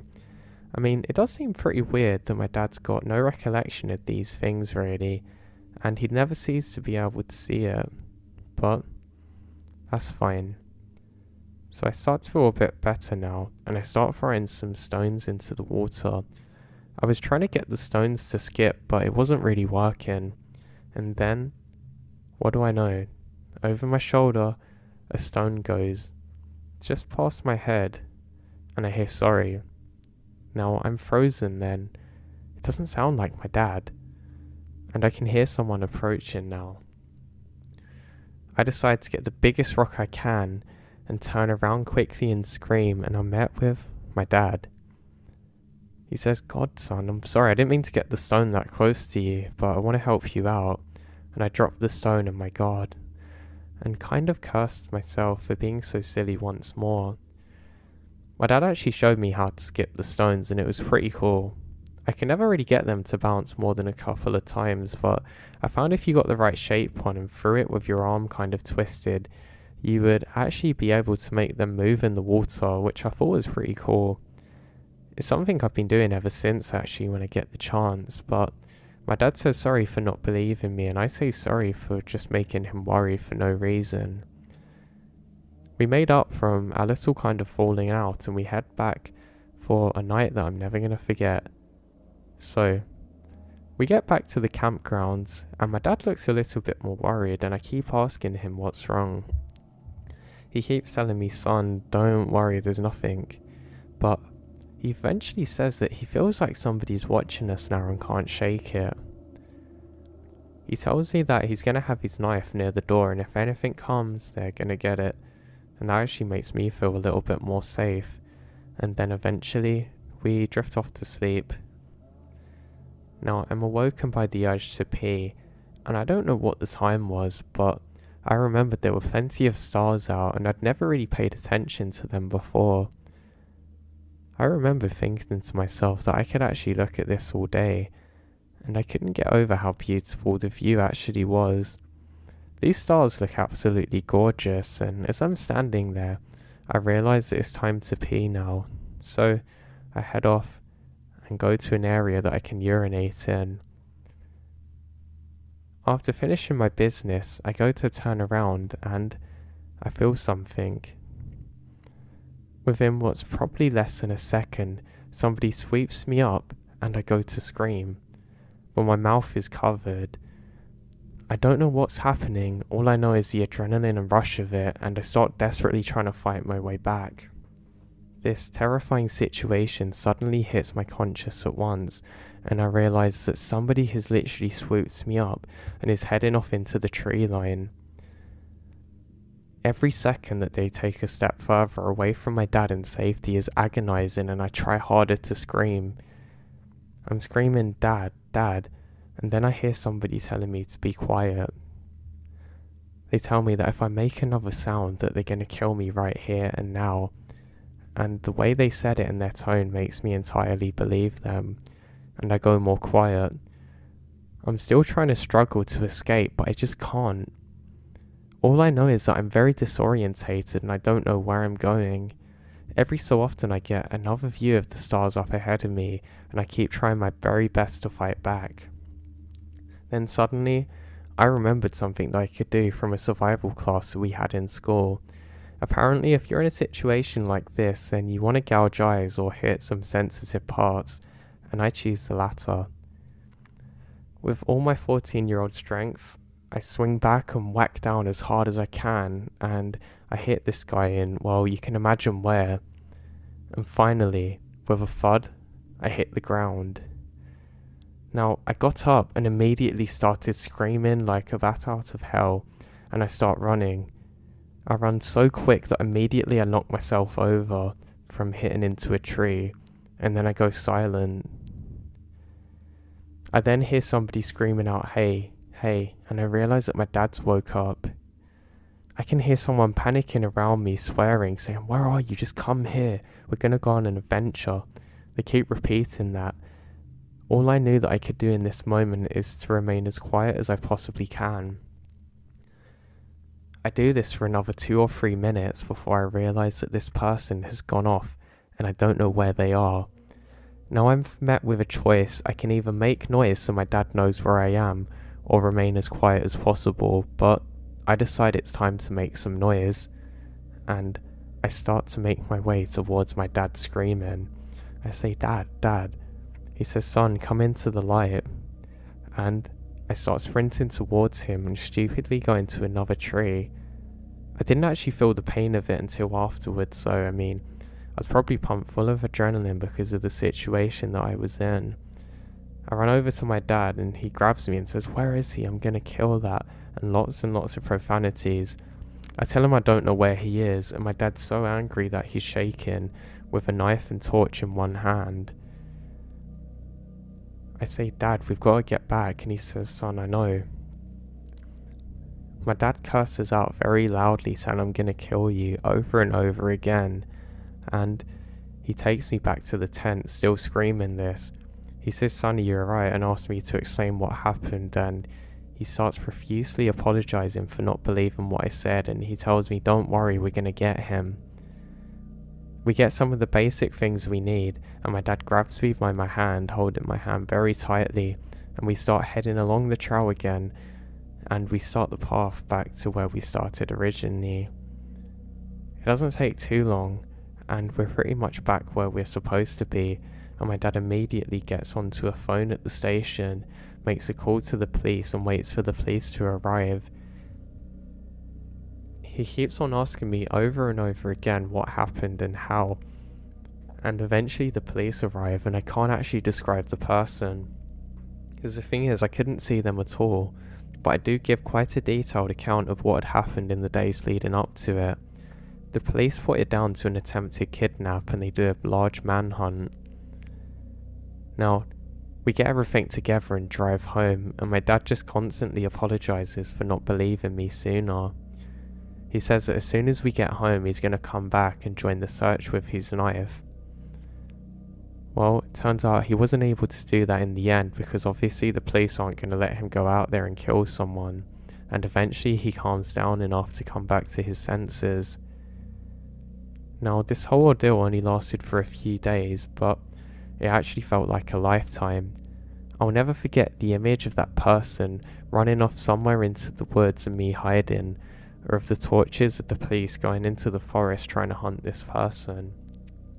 I wish I could say that they got to him, but I don't think it ever happened. Now, for all I know, that person could still be out there at large and could be preying on other people like me. It sounds bad to say, but I really wish that my dad could have just got to him and finished him off, because what that guy could have done to me is not even worth thinking about. I'm just very grateful for the survival lessons which I had, which allow me to react accordingly in this situation. I think everyone listening to this should do similar training, because you don't know when you actually need it. I've spoken to my dad about this many times after, and he said that it was only on the first day that he kind of got concerned, but after I kept on saying something that seemed so unbelievable, he just couldn't believe it himself, and he said because of his service, he was pretty convinced that it couldn't have been the case, because he had never seen anything like it before. Apparently cases this bad are very uncommon, and he just never expected to experience one himself. We did eventually go on lots of different camping adventures after that, and they were much better, but we wouldn't go to very desolate places or where nobody was around. I think that's key to this. I think if you go to places that are miles away from different people, or any people for that matter, then you're not going to find the best of people. And probably lots of times that you think that you're on your own in the forest, you might actually not be, and that is an incredibly dangerous thing, I think. Yes, I learnt this the hard way, but I'm glad that I'm still alive today.